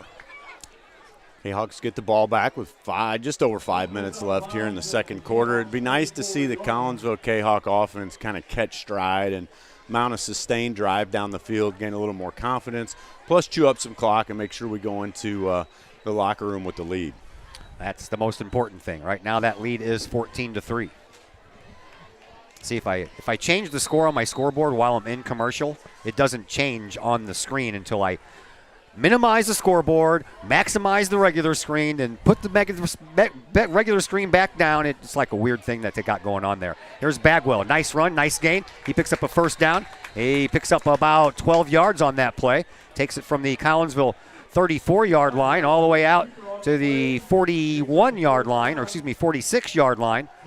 And the chains move. Collinsville will have a fresh set of downs. Yeah, look for Collinsville to keep the ball on the ground here. No reason to risk a turnover, and we'll, like I said, try to chew up some clock here and see if we can't get back to the end zone. 4:40 and counting on the clock. And Pinella goes into motion. Handoff goes to Richardson. Richardson dekes out of one and comes up the sideline, bowls over another, and he picks up another 1st down. Back-to-back 12-yard gains. First one by Bagwell, this one by Richardson. Yeah, a little bit of post-play action by little number 3, Logan Blackburn. He was in Jerry's face, and KJ had to pull him off of him. Now his own players are calming him down. His own player just smacked him in the head. That's Aiden Blackburn just smacked him. He just gave up a 10-run. I think that was his brother. He's like, I'm allowed, man. I'm his brother. Here's a snap. Handoff goes to Richardson, and Richardson up the middle, this time only for about a yard. Oh, that was classic. They're just kids. you Yeah, know? Sometimes they get fired up, make mistakes, but that was comical. It was. We try to entertain ourselves as much as we can up here. Sometimes it's easy, sometimes it's not so easy. Hey, I will tell you about the gentleman we're speaking about. He's got the best shoes on the field. Oh, yeah. Look at those things. Yeah, gold, aren't they? Gold shoes. Looks like Here Usain is Bolt. Bagwell, throws it right on the line of scrimmage, and a nice open field ankle tackle there by Slater Trier, playing a little linebacker here on the defensive side of things, and he just caused Pinnell to lose about 4 yards. Yeah, we tried to get the ball to our receivers on edge a couple times, and the Green Wave defense just isn't having it. So credit them for sealing the edge and really pinning Collinsville with a 3rd and long here in midfield. Yep, 3rd down and 11. Over on the far side, you have Ryan McIntyre and Kylan Jordan line up as wide receivers. Empty backfield, 3 wideouts on this side. And here's the snap. Bagwell, he's getting pressured. Has to roll out to his right. He throws on the run. Got a man wide open. That's Pinnell. Pinnell is going to get taken down inside the 10 to about the 8. Man, credit Bagwell for scrambling. He ran away. Oh, we got a hold. Oh man. Holding against Collinsville. That play's coming back. Woo, man. Wipes away a nice play. Pinnell was wide open. Yeah, I mean, I guess I was focused on Bagwell escaping the guys who couldn't be held because there was nobody blocking them. So somebody on the interior must have been guilty. I don't know. I was just thinking the same thing, man. Well, apparently we didn't do a very good job of holding. Oh, man. Now we have 3rd and the ketchup bottle. Yeah. For a 1st down. Isaiah Gordon lines up as a wide receiver on the far side. 3 over here on the near side. So 3rd down and 3rd down and forever here as McIntyre comes into motion. Bagwell goes back to pass, and he steps up. Now he's got to fight off a defender, and he's not going to be able to fight off another one. Oh, no.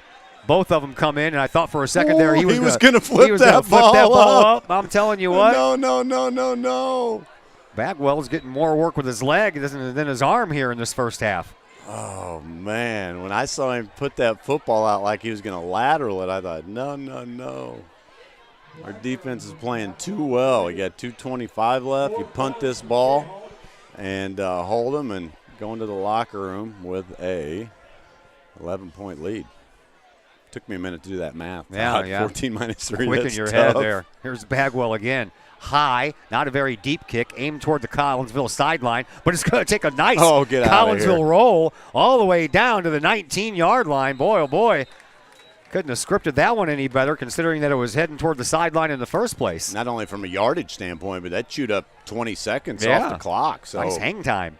Mattoon's going to have to go into the 2-minute drill right away. They're going to have a long way to go. About 81 yards is what they need to punch one into the end zone with 2 minutes and 2 seconds left.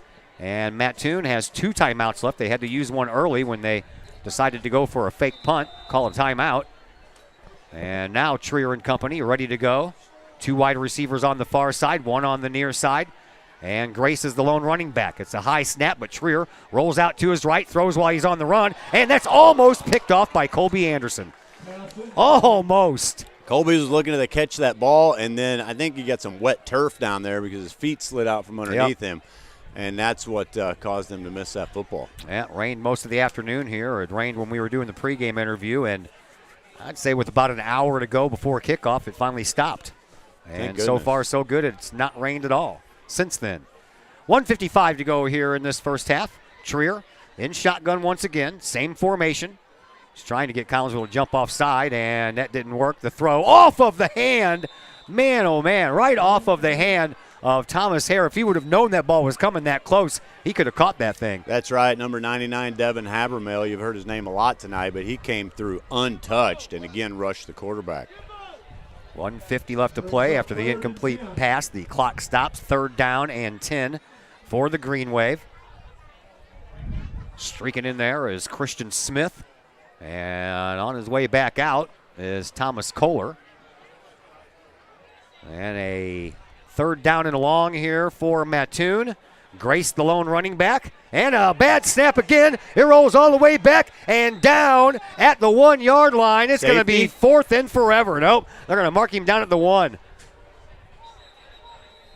Wow, a couple of bad snaps has really cost the Green Wave some fielding opportunity and a score. Sure has. And, you know, with 1:45 left and you got them punting deep in their end zone, I'm sending the dogs on this one. Timeout on the field. And we will go ahead and take a quick timeout as well. We'll be back here in just a moment on the Kahok Sports Network. Looking to buy a new home or sell your current home? Trust the Blaylock Group of eXp Realty with all of your real estate needs. The real estate market is hot right now, and you can trust the years of experience the Blaylock Group brings to the table. The Blaylock Group can help you find your dream home, or they can help you get top dollar for your current home. Give Peyton or Emily Blaylock a call today at the Blaylock Group of eXp Realty, 618-780-4622. That's 618-780-4622. The Blaylock Group of eXp Realty. From the back of the end zone, punt comes out. Colby Anderson is going to run up to it. It's going to bounce in his arms. He's got it across the 30 already. Now the 20, now the 10, and cuts back again. And he's going to try, and he gets down, and that ball is fumbled. But referee says he was down at the 3-yard line. Collinsville in business from the 3 with 1:29 left to play here in this first half. Huge return by number 1 senior Colby Anderson. Man, he picked up that ball and it came with a head of speed. He got to the edge. Mattoon's contain man just simply failed to contain, and Colby Anderson was off to the races. Sure was. Collinsville was the one who called that timeout, so each team now with 2 timeouts with 89 seconds left to play here in this first half. Collinsville will have it first and goal from the Green Wave 3-yard line. Bagwell in shotgun. Richardson stands over his left. Here is a handoff to Richardson. He's going to go toward the right side, and he gets up to about the 2-yard line, so a gain of 1 on the play. Yeah, he just went wide. We actually lined Devin Habermail up in the backfield as a lead blocker, and Jerry just didn't follow him. That would have been a touchdown had he done so. Ran too much west and not enough south. He did. He did. Coming up on 1 minute to go here in this first half. This time, Richardson stands over the right shoulder of Bagwell and gets the handoff again. This time he goes right up the middle, and that's good for a Collinsville touchdown. This time he followed Habermail, see? Yeah. That's what he was supposed to do the first time. That's right. He just didn't get the memo. That's right. Well, nice work, Devin Habermail. Nice work, Jerry Richardson. And most of all, nice work, Collinsville Kahok offense. That puts us up 20-3 with your PAT coming from Mr. Andrew Chai. Mr. Chai. Pinnell the holder. Andrew looking for his, there's a bad snap. Pinnell is going to have to roll around with it. He's going to look to throw, and he does in the corner of the end zone. Almost caught by one of the upmen there. That was Zay Norton who almost got a hold of that ball. So that breaks 7-in-a-row streak by Andrew Chai in the extra point department. To no fault of his, No, right? not at all. No, not at all. Here comes a shopping cart coming down the track here. Kahok Crazies. They have so much fun when they're here. Oh, it's great. Yeah. All right, we have a timeout. Collinsville does have to kick the ball off this time. We're going to keep it here since there's only 53 seconds left.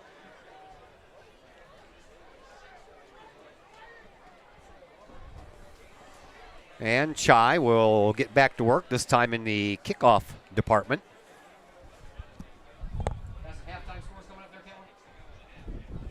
Okay, thank you.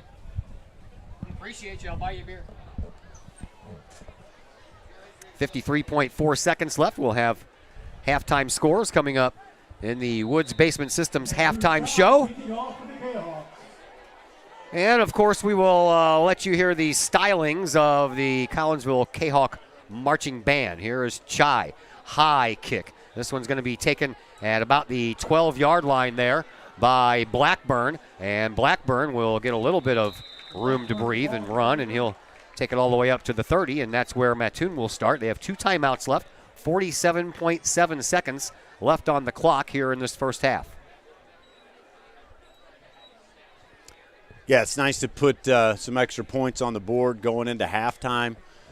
sort of demoralizes, your opponents, gives you some added energy and confidence, and we'll see if Mattoon wants to run a play or if they want to run the clock out here. Looks like they're going to give it a go. They are. There's a handoff. Goes to Grace. Up the middle he goes. That's the most room he's had to run all night, except for that fake punt. Kobe Anderson he fills just took he took a shot to the ribs, did Anderson, when Grace barreled down, put his head down, and ran right into the midsection there of Anderson. Yeah, if Anderson hadn't have filled there, that play could have gotten ugly in a hurry, so credit Colby for making a nice second tackle. down and 1, and another handoff to Grace, and he's going to get just enough for the first down, despite the shoestring tackle there by Eric Stuber. Yeah, great play by Stuber. The running back looked like he had the edge, but Stuber said, not on my watch, baby. 19 seconds left to play here in this first half, so the Green Wave trying to move the ball downfield quickly. The chains got moved, so that stops the clock. Now it's rolling. We have 10 seconds left to go, and the Green Wave looks like they're going to be content by running one more play, and that's going to be about it. Here's another handoff to Grace. Grace, this time will try the right side. Oh, he got hit hard right as he was getting ready to cross the 44-yard line, and the clock hits 0. That is going to do it for the first half. 20-3 in favor of your Collinsville Kahawks as we welcome you in to the halftime show, brought to you by Woods Basement Systems, all things basement-y. Woods Basement Systems been doing their thing since 1986. If you would like some more information, you got some stuff that needs to be done to your house to get that water to stop rolling in through the basement, well, give Wood Basement Systems a call. Their Collinsville office, that is their headquarters, by the way, 618-708-4055. 20-3 after 1/2 of play. Collinsville in the lead. Halftime show comes your way next on the Kahok Sports Network.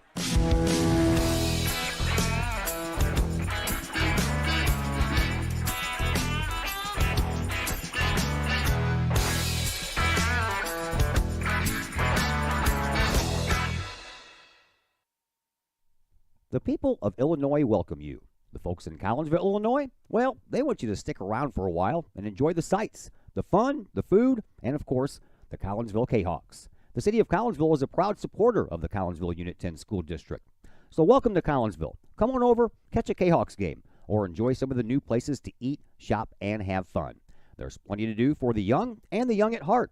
Enjoy Christmas at the Collins House during the holidays, tunes at Bloom in the warm summer months, and more. There's plenty to do in Collinsville, so come on over for a bit. The folks in Collinsville would love to see you.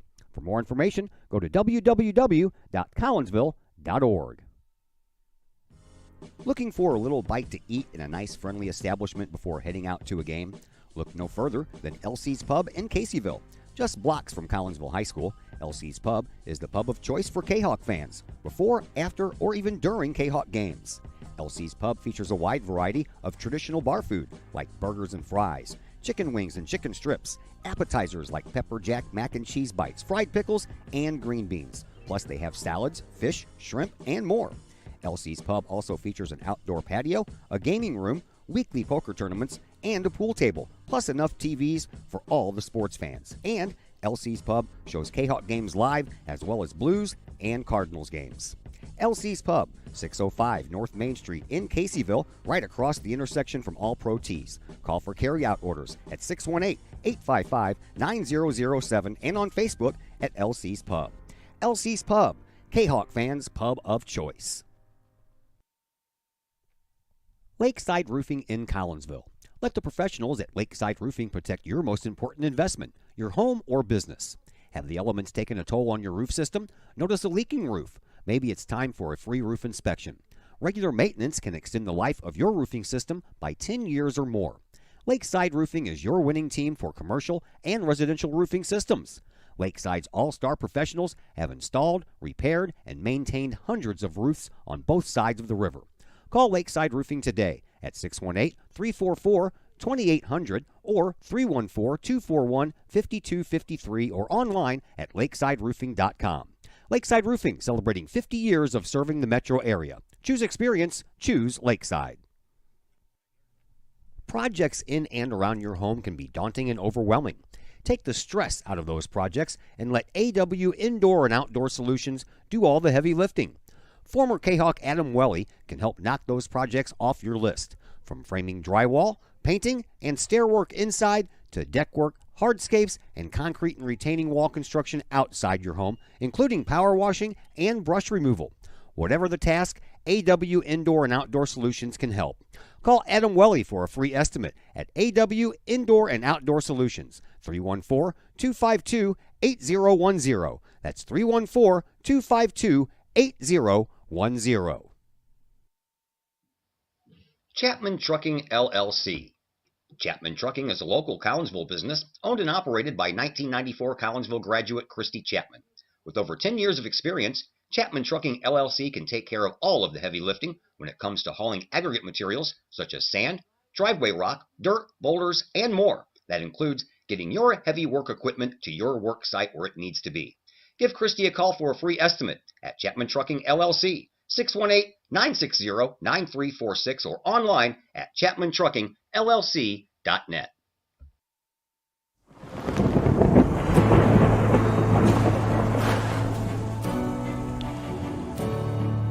I couldn't ask for a better agent, for a better company in a time like this, in a disaster where you have no idea where to start.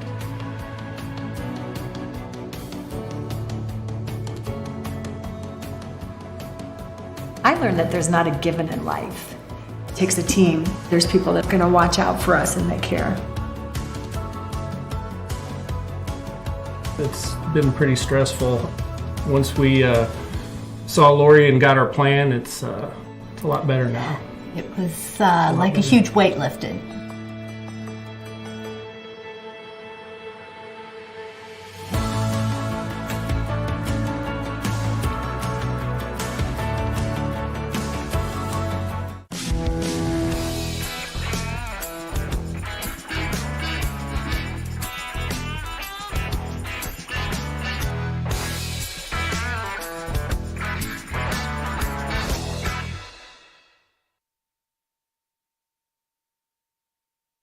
And once again, we welcome you back up to the broadcast booth here on the Kahok Sports Network as we are at halftime. And welcome back into the Woods Basement Systems halftime show. Collinsville leads this one by a score of 20-3 after one half of play. A 2-yard touchdown run by Ethan Bagwell gave Collinsville a 7-0 lead. Mattoon ended up with a 26-yard field goal early in the second quarter to get to within 4. That was 7-3, and then Collinsville added a couple of touchdowns later in the second quarter. A 20-yard interception, pick 6 by Darren Pinnell made it 14-3, and then a 2-yard run by Jerry Richardson and a missed extra point on a botched snap, and Collinsville had to settle for a 20-3 lead. Here is a look at your first half stats. We'll begin with Mattoon. Tariq Grace has carried the ball 11 times for 48 yards. Cale Kimbrough has 3 carries, but he is -4 yards, and Slater Trier is minus 17 yards on a couple of botched plays there with bad snaps. Through the air, Trier is 5 of 15 for 52 yards, a fumble, and an interception, and he's connected passes, 2 of them to Owen Hawkins for 30 yards, 2 of them to Tristan Sewell for 14 yards, and 1 to Tariq Grace for 8 yards. For Collinsville, Jerry Richardson has a total of 6 carries for 17 yards and a touchdown. Colby Anderson has 1 carry for 8 yards, and Ethan Bagwell has ran the ball 6 times for 38 yards and a touchdown himself. Through the air, Bagwell 5 of 9 for only 10 yards. Collinsville is struggling tonight in the passing attack. Pinnell has caught 2 passes for 9 yards. KJ Thorpes-Watt has caught a pass for 4 yards, and Kylan Jordan has caught 2 passes for 3 yards. Collinsville has been penalized 5 times for 50 yards, and no penalties have been thrown as far as Mattoon is concerned. Here is a look at our scoreboard. Most of these games at the half. Edwardsville all over Belleville West by a score of 49-0. It's Belleville East over Alton 12-0. A couple of few shutouts going on here. Waterloo over Civic Memorial 20-0. Highland blanking Triad right now 21-0. Mascoutah handing Jerseyville a shutout at this point 28-0. Man, it continues. Columbia right now beating Freeburg 14-0. Nashville over Marquette 42-0. Tremont over Madison 14-0. Peoria Notre Dame handling Granite City 27-0. Central over East Alton Wood River, that's Breeze Central, 21-0. And a couple of scores where both teams have scored some points. Quincy Notre Dame right now, 21-7 over Mater Dei, and Dupo over Carlisle at this point, 14-6.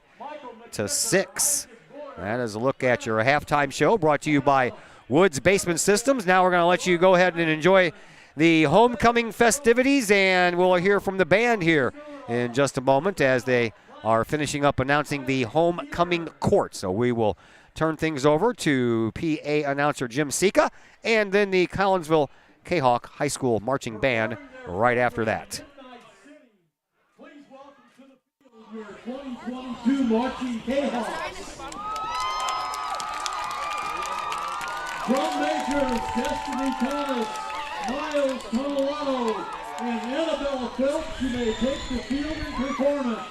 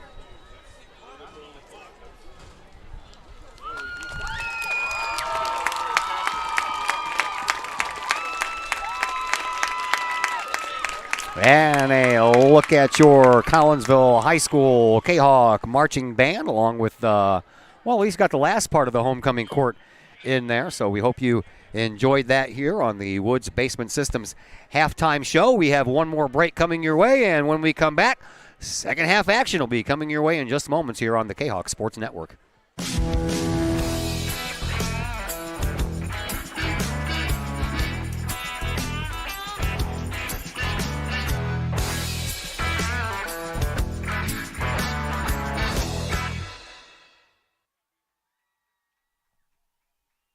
Calling all sports fans. Looking for a great place to watch the game with your crew? Look no further than the Lucky Fox Sports Bar in Caseyville.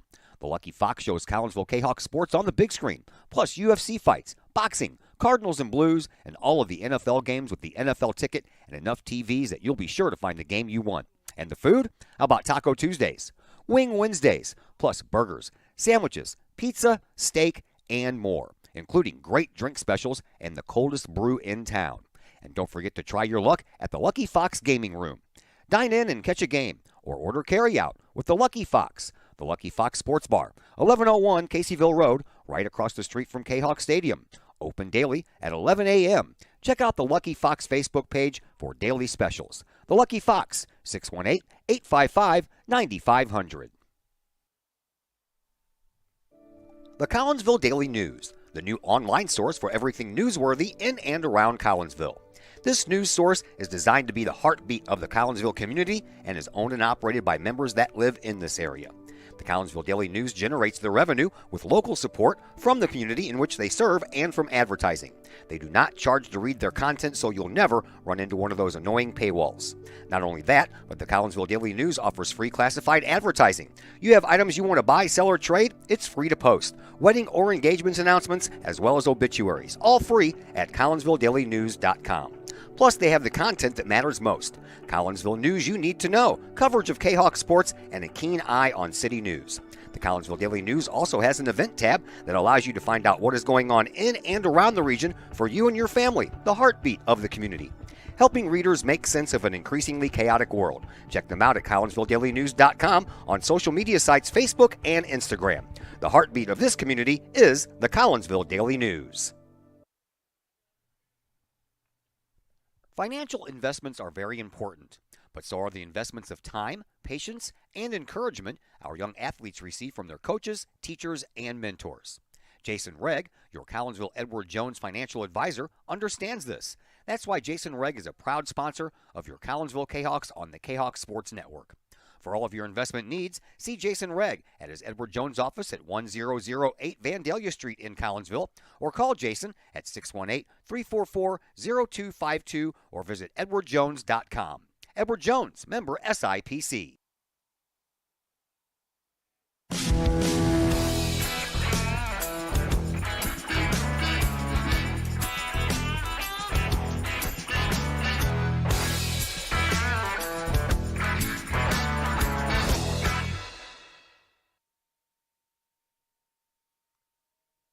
And we welcome you back to Kahawk Stadium. Standing down on the sidelines right now is our sideline reporter, Mr. Mike Ogle, as he gets ready to chat things over with Collinsville's head coach, Colton Rhodes. Take it away, Mike.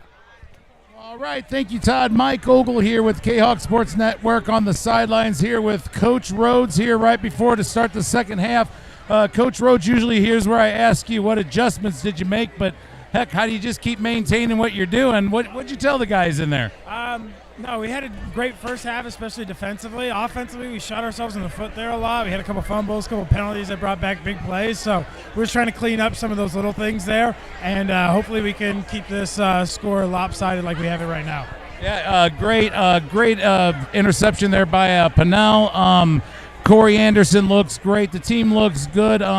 They were supposed to have a pretty explosive running back. You seem to be shutting him down, or is he causing any concern, or what do you see from the other side? No, our defense is playing lights out right now, especially stopping the run. I don't know if they've gained 10 yards running the ball so far that first half, so we did an excellent job stopping the run there. And then Darren Pennell made a great pick, and Colby had a great punt return, so we're going to keep building on those things. All right, thanks, Coach. Good luck with the second half. Todd, back to you. We're going to have Clay Smith later on, the athletic director, maybe somebody from the band, I think, coming down. But these K-Hawks are going to get a good win here today.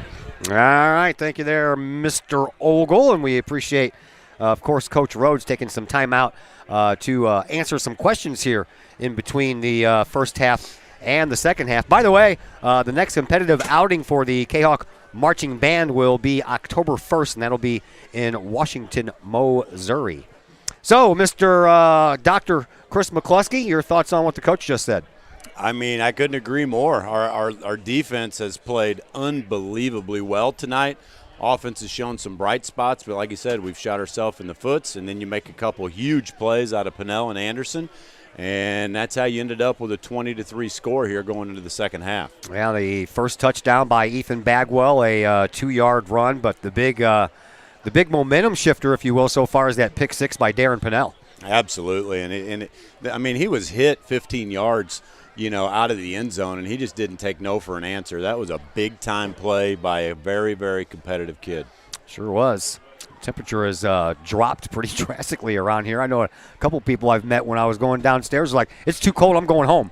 Because, when you have a 40-degree difference in a 2-day period, it's a shock to your system. Well, I see it in my office every day. People come in and they don't understand why their bodies aren't working properly. And I say, well, listen, our bodies are pressurized systems, and the barometric pressure just took a tremendous change, so it takes the body a little while to adapt. Yeah, it sure does. All right, we are just about ready for second half action here. We got about a minute to go before the second half kicks off. Light week for us next week because the soccer team is on the road all next week at St. Louis University High School with 3 different games stretched over that week's period. So I have a volleyball game on Tuesday and a football game on Friday.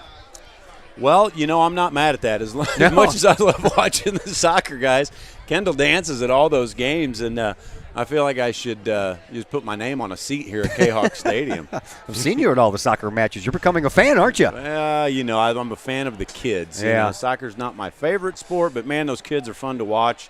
They're competitive, and I think I'm starting to learn how the game works, maybe. Yeah, four wins in a row for your Kahawk soccer team, and they're off and running on a 10-1-1 record so far this year. So they have really been fun to watch. They really have, and this whole, kids at all levels are performing well, but this 2024 group, this junior group has been an exciting group, and they're good at all sports. I mean, we've got a basketball player playing goalie. We got we've got kids all over the place doing all kinds of different things, and they're just a really fun group. They are. All right, well, Collinsville will get the ball back here because they won the coin toss and deferred the first half kickoff to Mattoon. So the K-Hawks leading 20-3 will have the ball back first, which is always nice when you have the ball back first. Yeah, start the second half off strong, and looks like we've got Mr. Richardson and Mr. Pinnell back deep. We do. Up front, you have Kylan Jordan as well as Mondre Kroom, just in case they don't kick it that far. But what we've seen so far is this kid, Caden Young, he has a pretty good leg. And that one's going to go all the way back at the 4-yard line, picked up by Jerry Richardson. He's across the 20. He's across the 25 and the 30. Got a little bit more room until he runs into some opposition, and they finally brought him down at about the 39-yard line. So all in all, not a bad run back there for Mr. Richardson. No, great run back by Mr. Richardson, and our kickoff return unit comes off the field. Got to give a little special cred to number 87, my boy out there. Made a good block on that play. And that will allow Collinsville to take over on their own 39-yard line. So we'll see what Collinsville can do here on their first possession from the 39. Anderson, he's in there as the running back. Richardson's in there as a slot receiver. He goes into motion. Here's a snap, and Bagwell's going to keep it. Comes around this left-hand side, has some room, has a first down into enemy territory, and from 139 down to the other 39. That's a gain of 40 on the play. Is that 40? Let me do my math real quick. 20. I wasn't going to say it. Yeah, sometimes I get ahead of myself. 40 divided by 2. Yes. That would have worked. Great blocking by Collinsville's frontline offensive blocking unit. Bagwell does a good job of securing the football, and that puts Collinsville all of a sudden in the green wave territory. Sure does. And Colby Anderson remains the lone running back. 3 wide receivers on the far side. Here's a low snap. It's going to be a fake handoff to Colby. And I think they got away with something, but then after all that, he ends up getting tackled behind the line of scrimmage by number 21, Chase Woodard. And that one could have been worse, could have been better. Yeah, the poor snap kind of really foiled that play from the get-go. It looked like we might be able to turn it into something.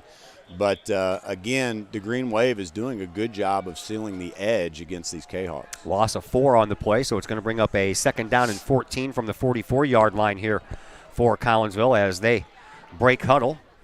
Richardson lines up as a wide receiver here on this near slot. Pinnell does the same thing on the far side. Anderson's the lone setback. Here's the snap, and it's a handoff to Colby. Colby's going to get wrapped up at the line of scrimmage, and he's going to be brought back, and that's a loss of another couple of yards on the play. It's going to bring up a 3rd down and 16. Well, the right side of Collinsville's offensive line just got beat off the ball. Those guys were standing straight up. The Green Wave defense came through untouched, and that's not going to, do any good for your running backs.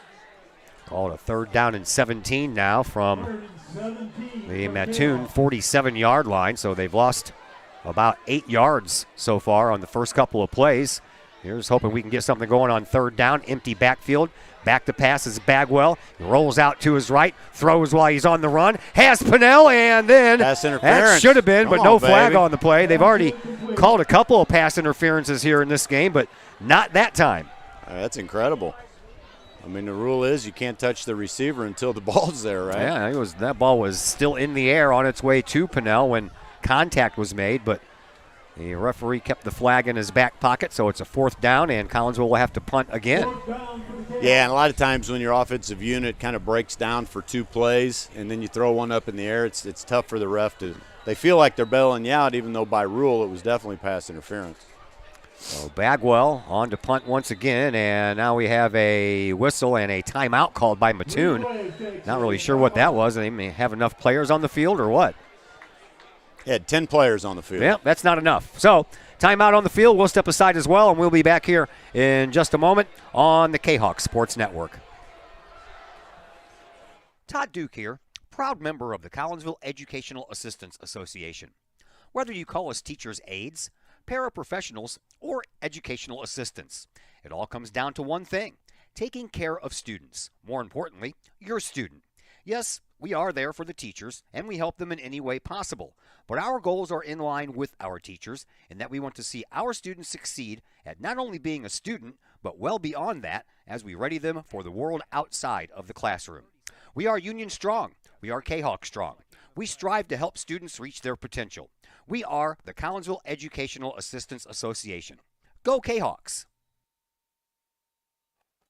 Another low snap by Collinsville, and Bagwell had to pick that one up off the carpet, but he did get it off in time, and that ball was downed all the way at the 15-yard line, so that is where Mattoon will begin their first possession here in the second half. Yeah, the ball was out of bounds. Number 22, Eric Stuber, he's fired up. He was diving the ball, trying to keep it inbounds, and you don't have to do that, but you love to see the hustle out of Stuber. So Mattoon breaks huddle. Long way to go. And under center is going to be Trier, and way deep, and he's been playing a very deep I formation, is their running back Grace. He has to run 6 yards just to get a handoff, and by the time he does, that's what happens. Yeah. He gets buried back behind the line of scrimmage, and that's going to be a loss of about 6 yards on the play. Our defensive line gets penetration, and then Colby Anderson, I mean, how many safeties can cover that much ground to tackle a guy in the backfield? It's very rare, so credit Colby Anderson for really being able to read the field very well. I am surprised they do not move Grace up closer to the quarterback for those handoffs, because like I said, he has to run 4 or 5 yards just to get the handoff, and by then Collinsville has already ran a couple of yards into the backfield, and you see what happens there. So a 2nd down and 16 coming up here for Mattoon. Yeah, not what Mattoon wanted to open up this second half offensive possession after a stop against Collinsville. Owen Hawkins lines up as a wide receiver over here on this side. Split backs on both sides of the quarterback Trier. He'll go back to pass. He's into the end zone. He launches one down the middle, and he's got a man open, and that ball came loose.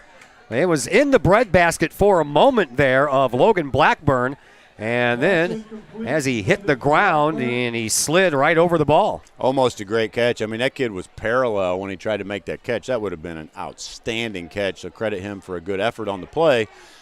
But at the end of the day, that's going to go down for a third and very long for the Mattoon Green Wave, deep in their own territory. Yeah. Trier had 1 foot in the end zone when he let that pass go. So he's dropping back about a good 5 yards. Yeah, we're 3rd and long, and the coach is telling the student section, let's go, make some noise. Crazies aren't being crazy enough. Oh. Here is Trier in shotgun. Back to pass again at the goal line. Throws one over to the sideline, and it's too far. And Owen Hawkins could not get it, so that means Mattoon is going to have to punt. They'll be doing so from their own goal line. Everybody in the backfield credit junior Roland Arms for breaking up that play and really rushing the quarterback. Yeah, he knew he had to get rid of that quick. Certainly did. Our linebackers have just been rushing the snot out of him all night. And I'll tell you what, he's a good athlete. He's still been throwing the ball pretty well, but if we're not rushing him that way, this is a different ballgame. Yeah. So in the end zone is Caden Youngie for the punt. Back at midfield is Colby Anderson. Here is the kick. It's a line drive kick that heads toward the sideline. Colby lets it bounce right up to him. He's on the run across the 40. Oh, takes a big old hit at about the 38-yard line, and he got planted. Woo, number 6, Jaden Arnold, came out like a rocket ship, and Colby's a tough kid, but, boy, he took one on the chin on that one. Sure did, but he bounced right back up. Credit to Colby for that one. I know. He always does. That kid is amazing. So a good starting field position here for Collinsville as the ball will sit on Mattoon's 38-yard line. 1st and 10 for the Kahawks. Colby just now getting back on the sideline. Gets a pat on the helmet there from Coach Colton Rhodes. Yeah, you got to take a minute to shake that one off. Cobwebs. Yes, sir. Anderson out. Richardson gets the carry. He goes up the middle. He's got some positive yardage, and he might have a first down. Yeah, nice play up the middle. You know, if there were any offensive adjustments by Coach Rhodes, he understands that Mattoon's weakness is in the interior. Their backs are doing a great job of sealing the edge, so we're relying on our big offensive linemen, and that's a great play to start this drive. That was enough for a first down, so Collinsville a fresh set of downs on the opponent's 26-yard line. Kahawks already up 20-3. We have 8 minutes to play here in this third quarter. Kahawks trying to add some more onto it. Richardson stands to the right of Bagwell. 3 wide receivers over here on the near side. Handoff goes to Richardson. He goes up the middle, bounces off of one tackler, gets past another, and then finally is brought down. And play continued over here on this near side sideline. And Darren Pinnell, along with Slater Trier, the quarterback who plays defense as well, they were involved in a little tussle out there. They were going head-to-head. Neither one of them were stopping. Darren Pinnell got up shaking his head saying, no, sir, not today. That's good stuff. Good hard-nosed football. Collinsville is on the move. Apparently our next sideline guest is ready to go. We have a homecoming king from what I understand. Here is Bagwell in shotgun. He goes back to pass. He's getting pressured, throws it, and that's a touchdown if the flag doesn't stand, as that flag was thrown right when Richardson caught that ball. Yeah, the back judge throws that, and I don't know if he's going to call a block in the back on number 3, Kylan Jordan. I just don't know. That's a holding call against Mattoon, so that will stand. A 23-yard touchdown pass from Bagwell to Richardson. And Collinsville right now up 26-3, pending the extra point try. Man, great ball by Bagwell. He led Richardson perfectly. Richardson finds himself hitting pay dirt there. Here is Andrew Chai trying for an extra point. High snap, and again, a bad snap. Pinnell rolls out to his right, trying to get around the corner. He does, and he's in for the 2-point conversion. He tried to throw it last time. He said, no, sir, I'm going to take this one myself. How about that? How about that? Have a night. Gets that extra point back that they missed earlier, and the 2-point conversion makes it 28-3 in favor of Collinsville as we head now to the sideline one more time. Here is my buddy, Mike Ogle. All right, thank you, Todd. Mike Ogle here with the Kahok Sports Network. Down here on the sideline with me is the 2022 homecoming king and queen. Zaire Modena, you are the first Hispanic ever voted homecoming queen. How does that make you feel? Feels great. It honestly feels real great. It's just something I achieved for me, my club, and Miss K. I made Miss K real proud. That's right. You're a good kid. The little bit of time we hung out, you seem like a great kid. You're our queen this year, and I did not get to get your name. My name's Leah Jones. Leah Jones, what's it mean to you to be voted by your students here and to be the queen this year? It just feels great. I mean, I'm happy that I feel like a lot of people, I make a good outcome to the people. I don't know how to explain it. A positive note. I hear you. You seem like a great girl. We kind of just threw this interview on you real quick. I know you. Don't worry about it. You two, great. Congratulations, you guys. Homecoming 2022. Todd, let's go Kahawks. All right, thank you very much there, Mr. Ogle, doing a fine job down there on the sidelines, visiting with the new king and queen, our first Hispanic king. Yeah, that's, for over 100 years of history at this school, that's saying something. That's incredible, and he's a great kid. I know the Medina family's a great family. They've been around for a long time, and congratulations to the new Collinsville homecoming king and queen. Yeah. All right. After a kickoff by Collinsville, 1st and 10 from the 25-yard line for the Green Wave. Trier under center this time, takes it. He's going to throws over here to the near side, almost picked off, but it ends up right into the hands of Owen Hawkins, and Hawkins gets taken down right at the 48-yard line of Collinsville, right in front of the Kahok bench by Colby Anderson. That was almost picked off. Number 20, Isaiah Gordon, tried to jump that route, and I just almost don't understand how he didn't pick it off. It was a great move, and even though he didn't come up with it, he just got congratulated by the defensive coordinator saying, hey, go get him, kid. Nice effort. Yeah. That was a nice effort. But a first down. Mattoon has the ball in Collinsville territory at the Kahok 48-yard line. Wide receiver on either side, I formation behind Trier. He'll hand the ball off to Grace. Grace gets to the line of scrimmage, and then he gets pushed backwards. Big tackle there by Colby Anderson. You are not going to run the football against the interior of this Kahok defense tonight. Just forget about it. Got about a yard on the play before he was pushed back by Anderson. Actually, they'll give him 2, so we'll call it 2nd down and 8. 6:25 left to play here in this third quarter. That's the shortest 2 I've seen in a long time, Todd. Mm-hmm. That is a short 2 yards. It's the pancake platoon. Have you seen the flag of the defense? They carry that around, the pancake platoon. No. Yeah. I love it. Yeah. Well, it fits them well, that's for certain. Yeah. They are. I believe that was a Aaron Phillips thing, I think, from last year. Oh, nice. Yeah. Well, they are playing excellent tonight and all staying safe and healthy so far, which is great to see. That's young Gurley with the flag draped over his shoulders. Whistle on the play, and a delay of game by Mattoon. First delay of game we've had here tonight.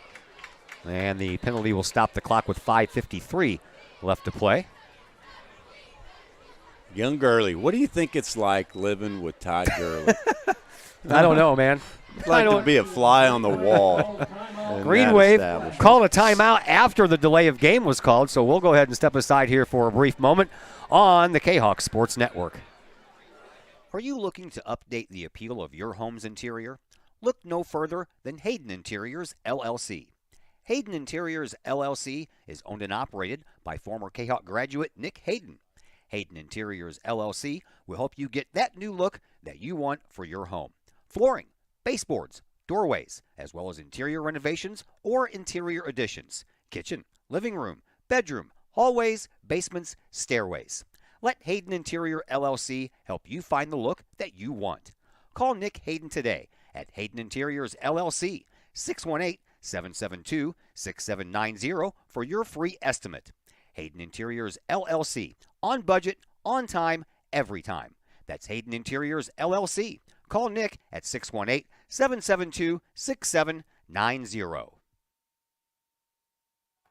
Back at Kahok Stadium, 2nd down and 8. Big throw, and no flag on that play. That was intended for Owen Hawkins, and he actually pushed off of the defender, which was Darren Pinnell. Yeah, if that ball was caught, it would have been offensive pass interference. Yeah. No doubt about it. And by the way, that was not a delay of game. The referee said it was, but apparently he was overruled because apparently Mattoon called a timeout before the delay of game, so that's why we had the timeout. Yeah, back judge is looking at the clock on the north end, or the north end of the football field. Side judge got the timeout from the coach. So 3rd down and 8 after the incompletion. Stops the clock with 5:47 to go here in this third quarter. Trier underneath center once again. Split wide receivers on either side. He's going to go back to pass. Trier throws it down the middle. He's got a man open, and that ball was almost picked right out of his hands by Darren Pennell. Man, another great play by Darren Pennell. He's down there celebrating. Man, what a game by the junior number 5 Pennell tonight. You are not kidding. Already has a pick 6. Almost picked that one off. And that wasn't even a true interception. If he would have gotten it, he would have taken that ball right out of the hands of the intended receiver. By the way, that was Luke Branson. Branson had his hands out, ready to catch that ball, and here comes Pennell's hands. Yeah, he almost took it right from him. He looked wide open, and the Pennell appears out of nowhere. Yeah. So 4th down, another punt coming up for Youngie. High snap. He gets the kickoff. It's sideways, and it's going to roll, and it's going to end up going toward the far sideline where it just settles down at the 13, and that's where Collinsville will get it. No. Now we're going to have penalty flags thrown all over the place as we had some extracurricular activities going on. I think number 4 Thomas Hare got 2 penalties on that play. Yeah. And also involved was Tristan Sewell for Mattoon. He ended up losing his helmet, so we'll have to wait. There's all kinds of flags on this play. Laundry all over the place, the yellow variety. Yeah, tempers flared out there, and I'm not sure if the first penalty was on Hare or on the other guy, but Hare delivered a blow after the whistle, and you're going to get flagged for that every time. Well, the referees will talk about it, try to figure it all out. It's funny, Hare pushes him after the whistle and then throws his hands up like, yeah, I didn't do anything. It's like he realized, oh, shoot. Yeah. But again, they're kids, and they get fired up, and that's just what happens. It stops the clock with 5:29 left to play here in this third quarter.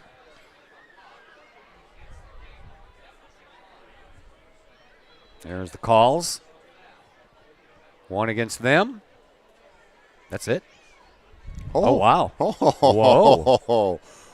So apparently got away with one. Hey, maybe throwing his hands up worked. I guess. What is he doing? Now he's walking back the other way. So no, we did get one. Personal foul. I think it was offsetting penalties. That's what I thought. Why did he walk that football back? I don't have a clue. Awesome. And I guess it's going to be a new set of downs. Okay.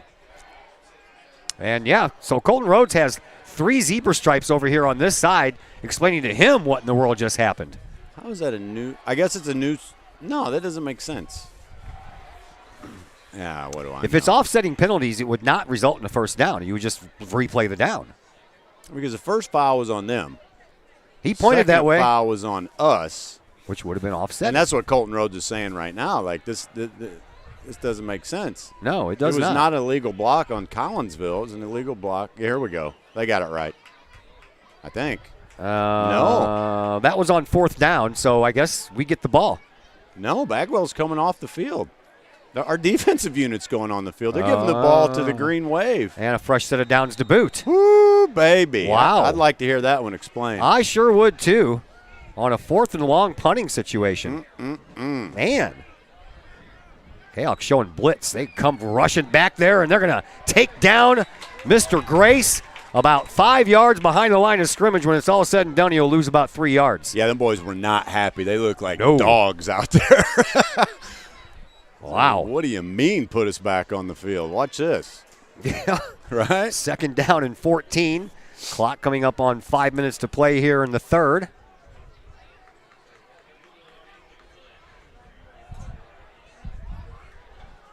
And a 2nd and long situation here for Mattoon. Grace stands over the left-hand shoulder of Trier, but Trier is going to throw. He does so, and not paying attention to the ball. I tell you what, Blackburn, Hawkins was already looking upfield, seeing how far he could get, and he took his eyes off the ball for a split second, and then he paid for that twice. Eric Stuber lit him up, and that lit up the Collinsville crowd. That was some excitement. I told you, these guys are not happy about being out there. No, they thought they were going to get a little bit of a rest here. So 3rd and 13 now after another incomplete pass play. Hawkins had his eyes wide open, man. He was like, I'm going to run for a touchdown after I catch this, but the problem is that he didn't catch it. He's going to feel that one in the morning. Yeah, if he doesn't feel it already. He lines up again here as a near side wide receiver. And Trier in shotgun, looking to go that way again. Now he's going to overthrow everybody. And now we're going to have flags thrown when that wasn't even necessary. There was no way anyone was going to get to that ball, but Collinsville is going to get called for a penalty. Isaiah Gordon, after the play, it's uncatchable. He pushes the kid in the back. There's just no reason for that. Nope, not at all. Unnecessary penalty. And thankfully in high school you don't get the spot penalty on a offensive pass interference call. It's just yardage.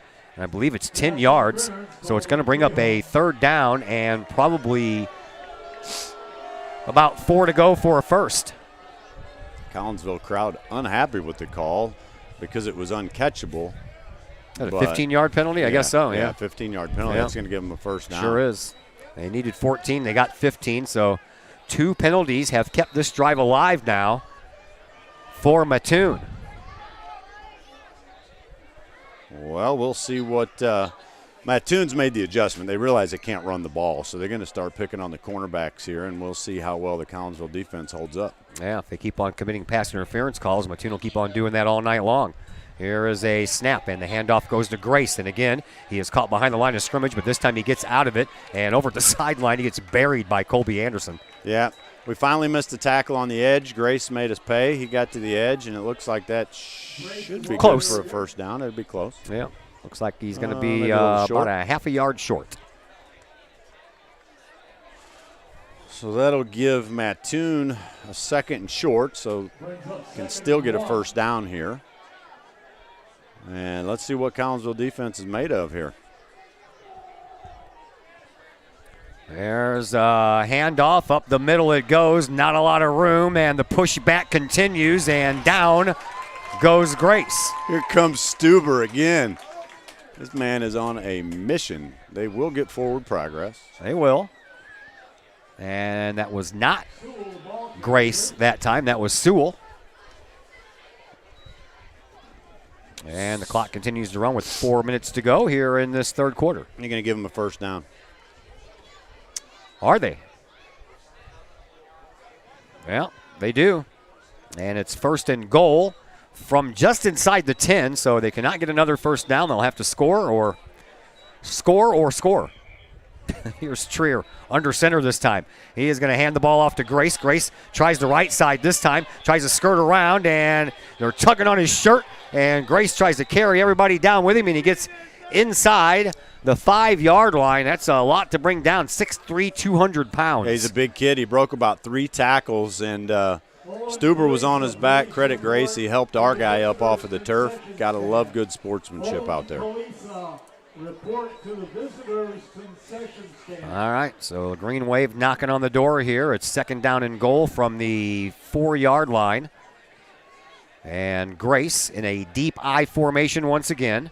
Trier under center, wide receiver on both sides of the formation. Trier takes the snap, hands the ball off to Grace. Grace, he's not going to get that far this time. Matter of fact, he's going to get drove back all the way to the 10, but they're going to mark him down probably around the 7. He's going to lose yardage. Colby Anderson shakes his finger at him, says, no, not again. You know, they basically tried the same play that they were successful on before, but Collinsville overloaded the short side of the field. So 3rd and goal from the 6-yard line is eventually where they set that ball down. 2:40 left to play here in this 3rd quarter. Kahok's looking for one more stop and hold the Green Wave to a field goal, but they might as well go for a touchdown. They're down by 25. At this point in the game, you would think that they'll give it a couple shots here. Yeah, here's Trier in shotgun, but we have a flag on the play. False start. It should push Mattoon back. They still have 3 seconds on the play clock. That is a false start, so it wasn't delay a game, and that will back them up 5 yards. I think I have been corrected. The pancake platoon is offensive linemen. Oh, offensive line. Yeah, for Very nice. pancake blocks. Got it. Yeah. Got it. Thanks, Brandon. 2:15 left to play here in this third quarter. Here's a snap, and Trier rolls out to his left, looks, fires, and that one's almost picked off. And is it picked off? I think he did pick it off. Darren Pinnell with his second interception of the night. That's a touchback. Collinsville will get the ball 1st and 10 from their own 20. I think I smell a candidate for player of the week here. You ain't kidding. My goodness. Junior Darren Pinnell, number 5, having a game once again. Boy, he's had a great year this year. He has. He's only a junior. We get to see him again next year. I'm telling you, it's exciting. We get to see him coming up in the springtime, too, for baseball, so we get that to look forward to as well. All these guys, Colby and Ethan and your son and him, they're all going to be playing baseball in the spring. Yeah, they'll be fun to watch. Yeah, they will. 2:08 left to play here in this third quarter. Bagwell back in shotgun. Has Richardson as his lone running back. 2 wide receivers on both sides. The handoff faked to Richardson. Throw to Pinnell. Why not? He's on hot fire. And he's got a little bit more room. And he gets another first down. That's a pickup of about 15 on the play for number 5, Darren Pinnell. Give the man his money. No doubt. Right? Give the man his money. Man. I like that, though. We went right back to the edge. Oh, another penalty, man. These penalties are killing us. How do you have a hold on a quick pass to the edge, right? How do you even have time for a hold? I don't know. Well, I can't say that their penalties are killing us because we're leading by 25. But it's not good racking up all these penalties, especially after last week getting the rash of penalties early in the game that kind of hurt. There was no screen on the outside. That's just hard to imagine. But at any rate, it is what it is. That's going to pin Collinsville deep. You are not kidding, man. It is 1st down and 25, ball all the way back at the 5-yard line. Pinnell standing on his own goal line. Hands the ball off to Richardson. Richardson cuts through the left guard and leaps over a would-be tackler and ends up picking up positive yardage. Then a late flag comes in. He actually hit KJ in the back with that flag. Yeah, I don't know. Again, I just don't know what they're going to call it. Didn't look like a late hit. That was way back here in the secondary. I don't know if they're going to get KJ. Face mask against Mattoon. On the defense, okay. Well, we'll take that. Yeah, I'm pretty sure that was their first penalty of the night, except for the offsetting penalties, which didn't end up being offsetting, because they didn't have any penalties in the first half. Did Mattoon? 1:40 left to play here in this third quarter. Collinsville up by 25, looking for more. They have 3 wide receivers on the far side, 1 over here on this near side. Here's the snap. Handoff is going to go to Richardson. He tries that right side or left side once again and gets a minimal gain of about 2 yards. It's going to bring up. Oh, come on. Man. You guys got to stop. He's going to kick somebody out. Well, Kylan Jordan swung. Yeah, you're out of the game. Yeah. You cannot swing at the other player. You just can't do it. Nope. You are going to take a trip to the locker room, young man. That is really unfortunate. For a lot of reasons. Yeah. It's just not the way the Kahawks want to present themselves here on the football field. He already had a penalty, and then he took a swing at the young man. And overall, we've seen pretty good sportsmanship here tonight. And hopefully he can take a breather and realize the error of his ways and come back strong. Coach Cross trying to settle him down over here on the sidelines. And Jordan not happy. Coaches not happy.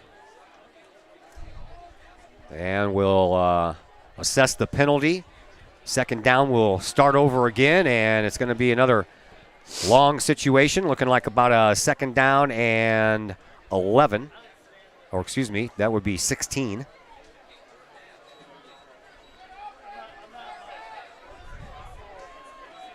$1:22 left to play here in this third quarter. Yeah, interesting set here for the Kahawks. Yeah. 2 receivers right, 3 left. Man, we are really spread out. There is Bagwell in shotgun once again, and he's going to keep it and run it through the right side. He's got plenty of room, and he's going to end up getting a first down. On a 2nd down and 15, Bagwell runs it for 16. Number 4, Slater Trier, tried to get in Bagwell's way, and Bagwell just simply ran him over. Yeah. Absolutely ran him over. Well, that's a big difference there. A 6-foot, 140-pound Trier being ran over by the 6'2", 225-pound Bagwell. Yeah, not much of a contest there. Now it'd be like you running me over. I don't know, Todd. Well, you're a lot taller than I am. I don't know about the weight part, but maybe you're taller. maybe I could jump over you. Yeah, probably. 45 seconds to go here in quarter number 3. There's a snap. Handoff goes to Richardson. He tries through the right side. Here we go, He's baby. got plenty of room. He's Here off we to go, the races. baby. He's going up the sideline. He's going to go all the way. Trier is the only one left. He hurdles over that tackle. Oh, boy. A 69-yard run. Touchdown by Jerry Richardson. Now, what's the flag going to be? Oh, are you kidding me? There's Can another you not flag. Jump over the player? I mean, what? Pick the flag up.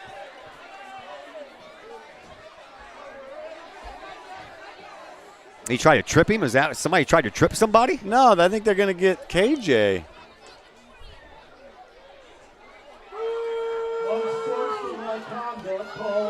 Unsportsmanlike conduct called. See, KJ's got his arms out. He doesn't even know what's been called. Yeah, I can't imagine. He had to just be celebrating. And KJ's one of the nicest kids on the planet. So it was after They're the throwing play. their hands up. It was after the play, so, or during, or I don't know what they're going to do here. I guess the touchdown counts. And they're going to assess it on the kickoff. Well, they can't believe it. They're gonna do- KJ is so upset. Collinsville's going to go now. for 2. Oh, well, let's talk about Jerry Richardson, huh? Yeah. Man, How about off a to the races. 69-yard touchdown run?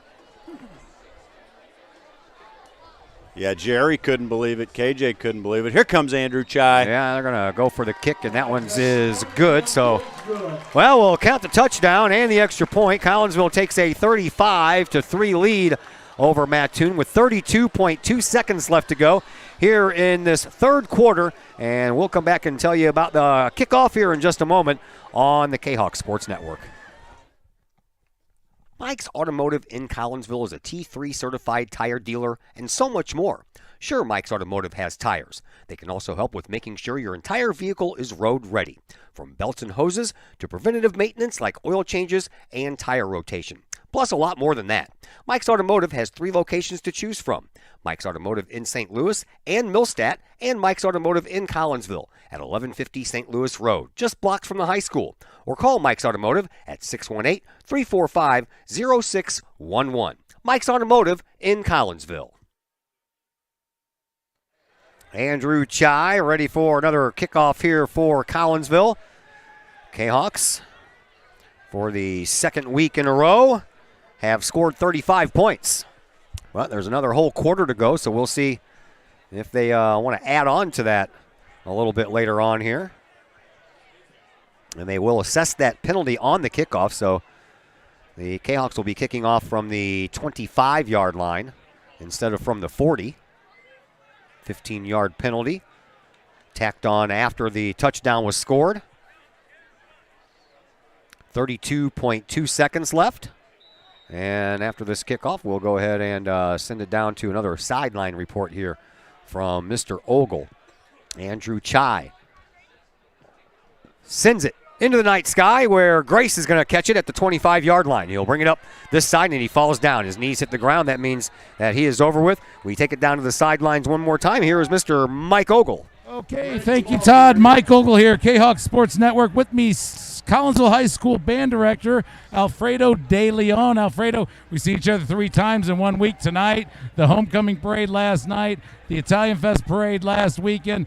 I have to say your band did an incredible job. It looks great, but I did miss what happened in O'Fallon last week. Why don't you tell me? Yeah, for sure. So our last competition was O'Fallon, and the band did great. I mean, they got first place, best visual, and best color guard in their class. So, I mean, they really brought it that night, you know. Great, congratulations! You got another upcoming competition coming up. Washington State, D.C. Tell me. Yeah, we're going to Washington, Missouri this coming Saturday, not tomorrow, but a week from then. And we'll be competing, and it's a prelims final, so hopefully we'll perform twice that night, you know. Well, thanks for spending time with us, Alfredo. Again, the band looks great. Congratulations on your success, and good luck with everything this year. Back to you, Todd. All right, thank you very much there, Mr. Mike Ogle, doing another fine job with some sideline reporting. 2nd down and 5 after a run out of bounds by Hawkins after a catch. 23.7 seconds left to play. here in this third quarter. And a false start is going to go against Mattoon. Collinsville was showing blitz, and as they were bringing up one of their linebackers, one of the guys on the line moved, and that caused the false start. And the 5 yards that was gained by Hawkins is now erased, and it'll be 2nd down and 10 for Mattoon.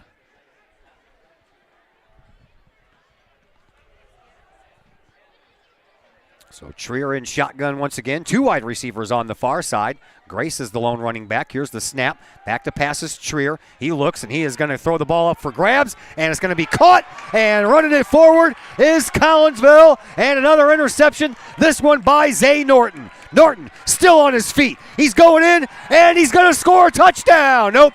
They're going to say he was out of bounds back at the 21-yard line. There's a flag on the play as well. So flag on the play, and I believe they're going to mark him out at the 21.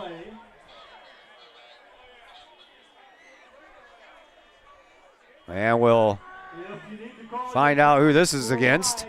It's going to be a personal foul against Collinsville. I believe it came after the interception. And we'll see if Collinsville is going to be able to keep this ball here.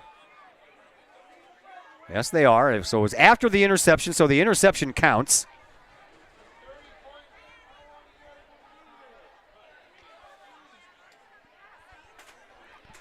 But after the penalty, Collinsville will be pushed all the way back to the 39-yard line of the Green Wave.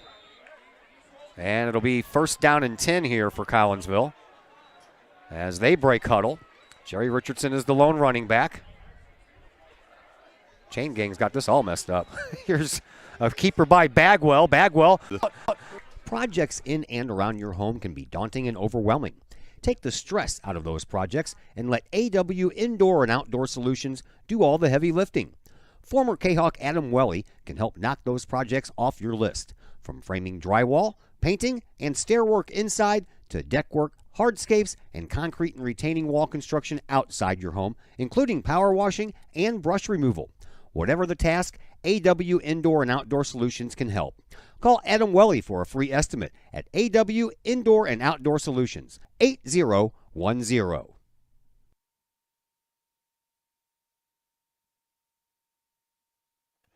Back here at Kahok Stadium, Todd Duke, Dr. Chris McCluskey, we're on the microphones. Other microphone being handled on the sidelines by Mike Ogle, doing a fine job. Glenn Woodcock over here on the camera, doing a fantastic job once again. And, of course, our statistician, Andy Sullins, and our scoreboard collector, Mr. Christopher Kettler down there. We have a whole group of people bringing you this game tonight. Certainly do. There's a run by Richardson, and that one is going to be in for a touchdown. A 20-yard run this time, so that's 89 yards in touchdowns for Jerry Richardson in his last 2 carries. One more time. What did I tell you after the first half, Todd? Yeah. That this offense is going to come alive. 41-3. They certainly have. You are not kidding there. Jerry Richardson padding his stat card here today. And Collinsville going for two, trying to get that 40-point lead. And that will trigger a running clock. There is a handoff. It goes up the middle, and why not? The guy with the interception who almost returned it for a touchdown, Zay Norton, 2-point conversion works for him. Collinsville stretches that lead out to 43-3. Timeout called on the field as Mattoon will get the ball back one more time, and we'll be back to tell you about it here in just a moment on the Kahok Sports Network. First National Bank of Waterloo, with over 100 years serving the Metro East. Visit First National Bank of Waterloo at their Maryville or Collinsville locations for all of your banking, mortgage, and lending needs. Why? Super low closing costs, low construction loan rates, and they do so much to support our local communities. When you need a loan, call the Collinsville team at First National Bank of Waterloo at 618-345-1121. Or visit their Maryville or Collinsville locations or online at fnbwaterloo.com. Bank. First National Bank of Waterloo, member FDIC, and equal housing lender. Back here at Collinsville High School, and a 43-3 game. Collinsville in the lead means once this clock starts up on this kickoff, it will not stop unless we have a score, a timeout called, or a injury. Here is Andrew Chai. Chai pops one straight up into the air near sideline, and it's taken there on the run by Chase Woodard, and Woodard does not go any farther than where he caught that ball. Yeah, number 12, Mr. Chase Reynolds, the sophomore, in on the tackle. Got the whole family up here or what? Yeah, they got cold. It's cold, man, I'm telling you. We're going to charge them rent, though. Yeah, are we? Yeah, for sure. How much money How much money you guys got?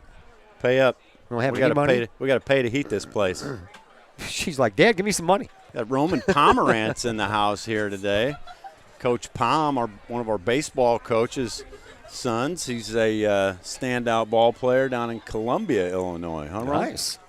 Nice. All right, 1st and 10 here for Mattoon. They have the ball on their own 29-yard line. Clock continues to move as it is a 40-point game here, 43-3. Handoff goes into the backfield, and they're going to give some of the other guys a little chance to play here. That is Cale Kimbrough, the son of the head coach for Mattoon, Jared Kimbrough. And he'll get back to the line of scrimmage, and that's about it. Yeah, not much doing there. Collinsville looks like we've got mostly our first defense still in the game. Colby Anderson's still out there. Yeah, Andre Kroom. Yeah, looks like that's our but we do have Chase Reynolds in at cornerback. Nice to see him out on the field, getting some reps in here. We have a couple of guys with some clean uniforms on there as well. Trier is still the quarterback, and he hands the ball off, and that goes to Deaden Arnold, the 5'11", 185-pound sophomore, and he gets enough yardage to move the chains. Yeah, he came with a head of steam. Nice run by the young man. Collinsville's defensive backs had to come in and save the day to keep him from busting loose there. 9:50 left to play here in this fourth quarter as that clock continues to move. 1st down and 10 here for Mattoon. They show I formation once again with split wide receivers, and Trier is underneath center. He'll take the snap. He'll hand the ball off, and the deep man goes up to the line of scrimmage, and that's it. Yeah, still not much doing. Collinsville's interior line. It's like everybody wearing purple jerseys is right there at that tackle spot. They were all there, man. They were, except for the two guys in the safety positions, so to speak. They call them all defensive backs here. They're not called safeties or free safeties or. Correct. DBs. All of them are DBs. You got the LBs in the middle, and you got the DLs up front. Alphabet soup, baby. Packing some LBs. Yep. Same formation here for Mattoon as Trier is under center again. Looks like they're going to just try to run out this clock with some running game, try to work on their run game a little bit. As, again, that ball brought forward by Arnold, and Arnold gets about 5 on the play. It'll bring up a 3rd down and 4, so we'll give him 6 on the carry. Yeah, and this game's going to expire pretty quickly. I mean, you just don't realize how much the clock does stop in football. So when you have a running clock, this game isn't going to last a whole bunch longer.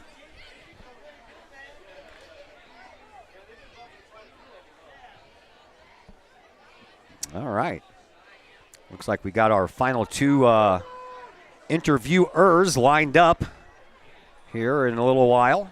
There's the snap, and the handoff again goes to Arnold, and Arnold gets out of 1 tackle, spins, carries a player with him, and picks up a 1st down all the way down to the 40-yard line. Yeah, a nice run by number 6, Mr. Arnold. That will move the chains, and that will also put the ball in Collinsville territory on our own 41-yard line. Looks like here in a couple of minutes, Mr. Mike Ogle will talk things over with our esteemed athletic director, Clay Smith.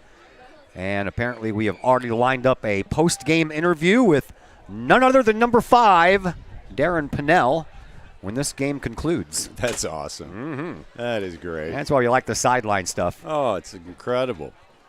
Under center once again is Trier, and he'll hand the ball off again to Arnold, and Arnold will get a couple of positive yardage. He'll be brought down inside the 40 to about the 38-yard line.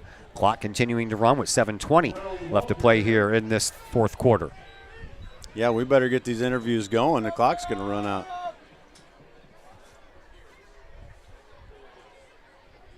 Second down and about 8 to go here for a first down for Green Wave.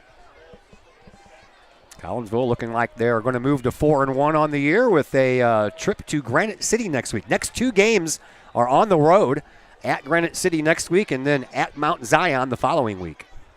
Here is another handoff that's going to go to Arnold, and he gets through the initial line and gets about another yard on the play. It's going to bring up a third down and about 7. Yeah, the Green Wave continuing to just keep the ball on the ground. Checking into the game for Collinsville, number 59, Jack Shepard. 6 foot, 248-pound sophomore. Wow. Ogle's got his hood on down there now. Must be getting really cold. It's cold in here. Yeah. That's why I'm constantly moving back and forth so my toes don't get frozen. Right. Can't believe I'm saying that after we hit 95 just 2 days ago. Incredible. I know. Trier under center once again. Same formation for Mattoon. And, the handoff goes to Arnold, but he and Trier ran into each other, and he's lucky to get back up to the line of scrimmage. Yeah, Trier almost tackled his own guy. Yeah, I know. Trier almost got tackled himself. Now checking into the game, Ben Stallings, 5'10", 175-pound junior.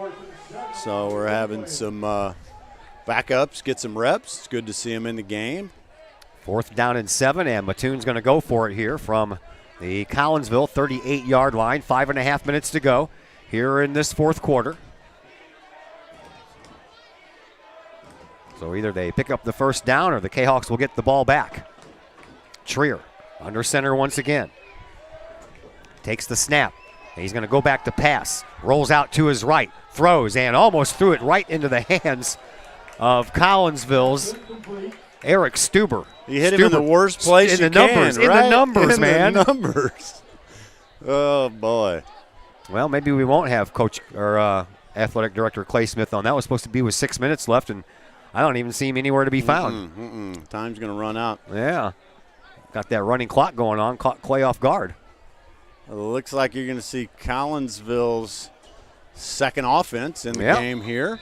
Coming in to play quarterback. Looks like Chase Reynolds. He's got a couple of snaps under his belt this year. 18, Evan Finley, the far wideout. Cole McCluskey, your near side wideout. And a slot guy. Handoff is going to go nowhere. Flag on the play. That may be some holding there as the handoff goes to Michael Tongay, and Tongay lost a couple of yards. Have to see the flag. It's going to be holding on Collinsville, I believe. Flag on the play. Holding on the Kahok. You got somebody to talk to? Thought you had Smith.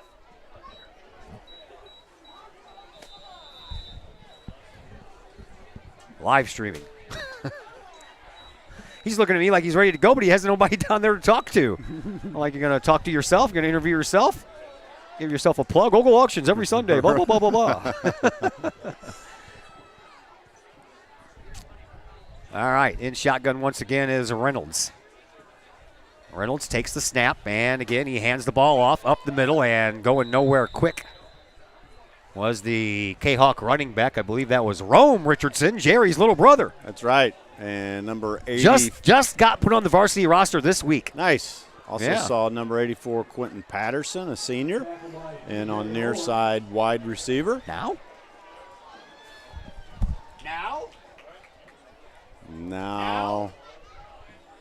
McCluskey back in the game. Number 15, Darius Williams, is going to be running your near side slot receiver position. All right. Reynolds in shotgun once again. And again, he is going to hand the ball off. That was a little confusion back there, but he gets the ball to Andrew Chai, the kicker. He's going to play a little running back, and he's not going to get very far. That was a bit confusing back there by both of them, wasn't it? He ran a long way. He just didn't get much yardage. No, he did not. He pulled some jukes out on him, though. Yeah. Looked good out there. Now I lost Mike Ogle. I think we're losing everybody. I think it's so. Cold. Yeah. Band has already changed into their warm clothes. They're out of here. So it's a third down and long.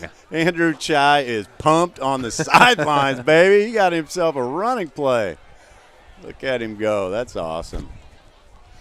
Reynolds in shotgun once again. Everybody's going to get some fun in here after a while. There's a run up the middle, and that one is going to be for some positive yardage. And a nice run there by Christian Smith. He got almost all that back. It's going to bring up a 4th and short for the Kahawks. Number 25 senior, Christian Smith. Now we've got number 34, Michael Tange, checking in the game. Look for him to carry the football here.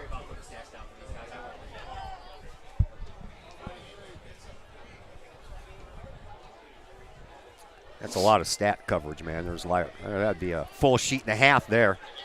2 wide receivers on both sides of this formation. Reynolds and takes the snap and hands the ball off once again, and heading right toward our camera is Michael Tange again, and he'll get up to about the 45-yard line, but he needed to get up to the 48-yard line for a first down, so Mattoon will get the ball back here with just 1 minute left here in this contest. You want me to give you the stat rundown for tonight, Todd? Sure, go ahead. All good. Okay.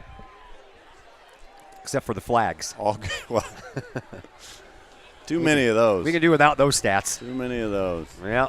So a fresh set of downs for Mattoon. We'll see what they can do as the clock continues to wind down with 45 seconds left. A 40-point lead by Collinsville. The only scoring for Mattoon was a 26-yard field goal by Caden Youngie. Collinsville's a little confused on personnel here. Number 77, Mondre Kroom, checks into the game.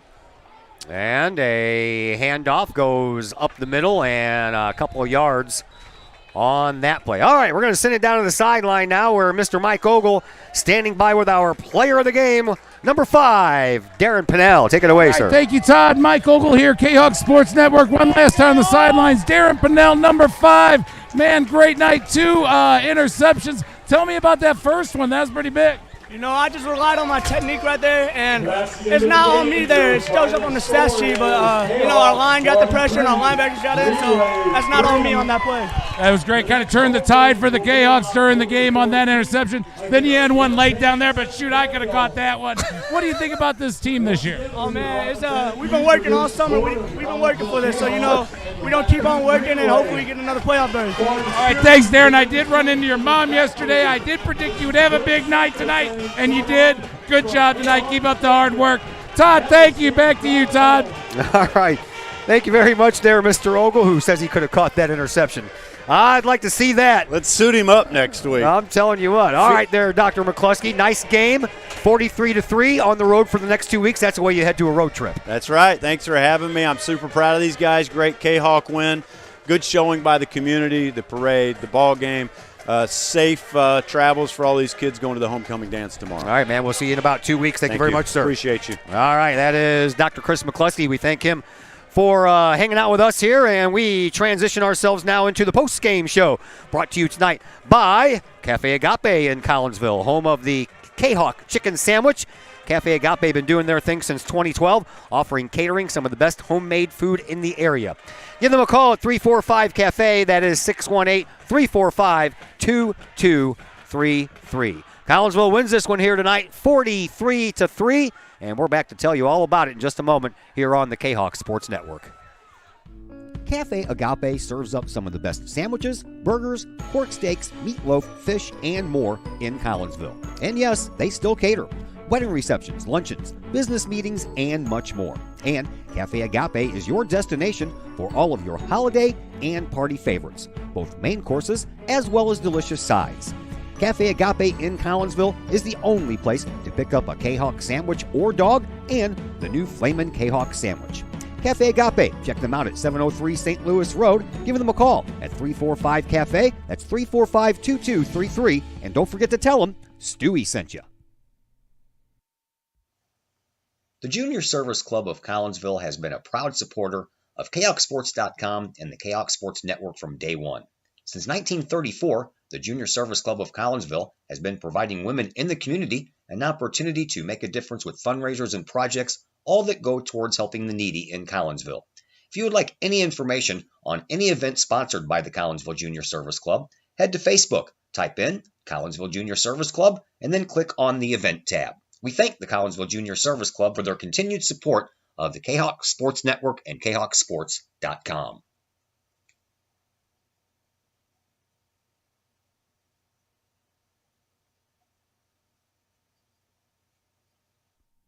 Do you have a big land improvement project that requires some outside help? Call Petroff Trucking Company. The Petroff Companies have been shaping the metro area since 1975. Family owned and operated, Petroff Trucking Company can do the job and do it right. Hauling, excavating, and grading, they do that and more. Petroff Companies also has roll-off dumpster rentals. They also specialize in dirt and rock sales. Petroff Trucking Company can help you develop your land for your needs. Petroff Trucking Company. Check out their website, PetroffTrucking.com, or give them a call, 618-797-6100. Petroff Trucking Company, shaping the metro area since 1975. Cafe Agape serves up some of the best sandwiches, burgers, pork steaks, meatloaf, fish, and more in Collinsville. And yes, they still cater. Wedding receptions, luncheons, business meetings, and much more. And Cafe Agape is your destination for all of your holiday and party favorites, both main courses as well as delicious sides. Cafe Agape in Collinsville is the only place to pick up a Kahok sandwich or dog and the new Flamin' Kahok sandwich. Cafe Agape, check them out at 703 St. Louis Road. Give them a call at 345-CAFE. That's 345-2233. And don't forget to tell them Stewie sent you. And once again, we welcome you back into the Cafe Agape post-game show here on the Kahok Sports Network. Collinsville wins this one here tonight, 43-3 over Mattoon. And joining us now is the offensive coordinator, Drew Cordes. And congratulations, Coach. Let's talk about the player of the game. Got to be Darren Pennell, DP. man. Oh, yeah. Got to be, man. I mean, interception return for a touchdown. Had another interception just out there. He hits everything that moves on defense. He tries to catch everything that comes his way on offense. Yeah, I told you a couple weeks ago, and he was going to have that game, and it just happened on both sides of the ball. I mean, he always does the little things right. It's just waiting for that big play where everything works out for him perfectly, and this was his night. This was a night for 5. Yeah, and Richardson also had a pretty good night too, man. He caught a 23-yard touchdown catch, ran one in for 69 yards, ran one in for 20 yards. I think we went from 17 yards gained in the first half to over 100 in the second half. Yeah, we made some adjustments. You know, our line just kept fighting. And really, if you take away all the penalties, we were moving the ball just fine in the first half. We just, every time it'd be a bad snap here, dropped pass, a penalty. Something was always happening where we'd go from 1st and 10 to 1st and 25. Yeah. I know that you guys can't be happy about these penalties. I'm sure that Coach will mention that in the post-game or the pregame interview I do with him next week. They're getting better. There's some that are just, iffy.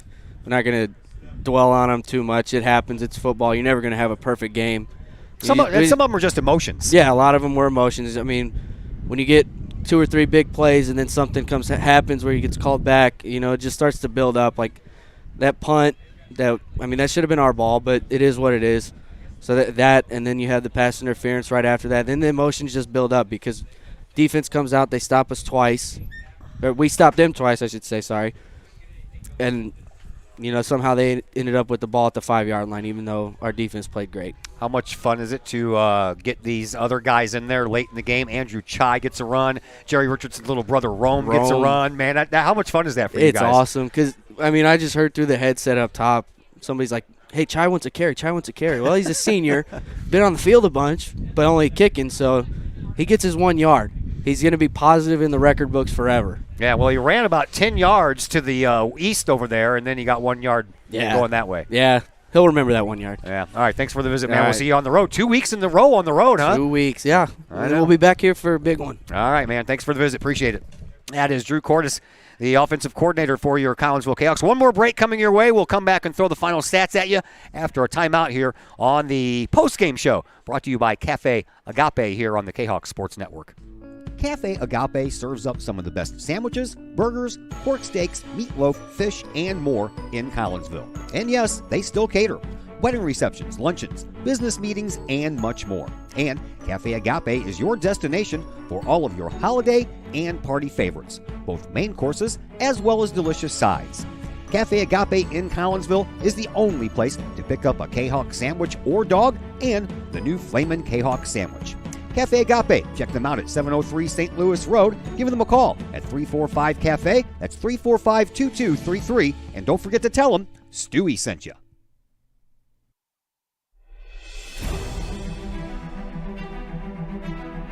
At Visionary Wealth Advisors, we empower you to see your future before it's your future,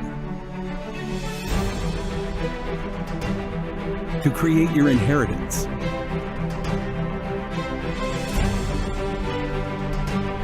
to build your vision, to anticipate the known and unknown, and to find potential in both, and build new dawns. Visionary Wealth Advisors. Visit Brad Keene at his Collinsville office at 106 North Clinton or call 618-467-8420. Got vinyl? Rich's Record Emporium in Uptown Collinsville can take care of all of your vinyl needs and more.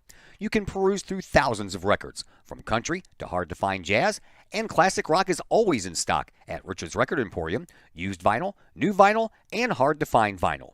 Don't forget to check out the audio room at Rich's, where you can check out the latest in audio gear, from new top-of-the-line speakers to turntables and receivers, plus all of the accessories. Rich's has t-shirts, record cleaners, turntable needles, wall art, and so much more. If you can't find what you're looking for at Rich's, they will do their best to find it for you. Don't forget to mention seeing this ad on the Kahok Sports Network for a 10% discount at checkout. Rich's Record Emporium, 131 West Main Street in Collinsville, or call 618-795-1333 or online at richesrecordemporium.com. Collinsville Barbecue Supply, home of Code 3 Spices, is first responder owned by proud Kahok alums. Located at 302 East Main Street, Collinsville Barbecue Supply is one-of-a-kind barbecue headquarters that focuses on everything barbecue and cooking, providing the best American-made barbecue grills, in-person class instruction, smokers, rubs, sauces, accessories, and cooking expertise from professional barbecue experts, including an in-house chef and pit master. Code 3 Spices provides award-winning rubs and sauces that support our nation's first responder and military organizations that focus on providing aid to the fallen, suicide prevention, and PTSD awareness. Stop by and see the guys at Collinsville Barbecue Supply for all of your cooking and grilling needs. Collinsville Barbecue Supply, home of the 4-time World Championship Patriot Sauce. Learn more about their products and mission in giving back to those who serve at collinsvillebarbecue.com.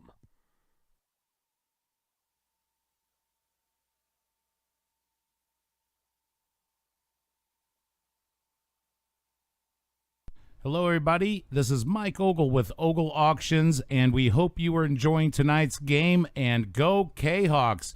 Hey, check us out. Every Sunday night, we have an online auction at www.ogleauctions.com. Everything from grandma's china to grandma's motorcycle helmet, it's all here at Ogle Auctions every Sunday night at 7 p.m. Check us out, and we will see you soon.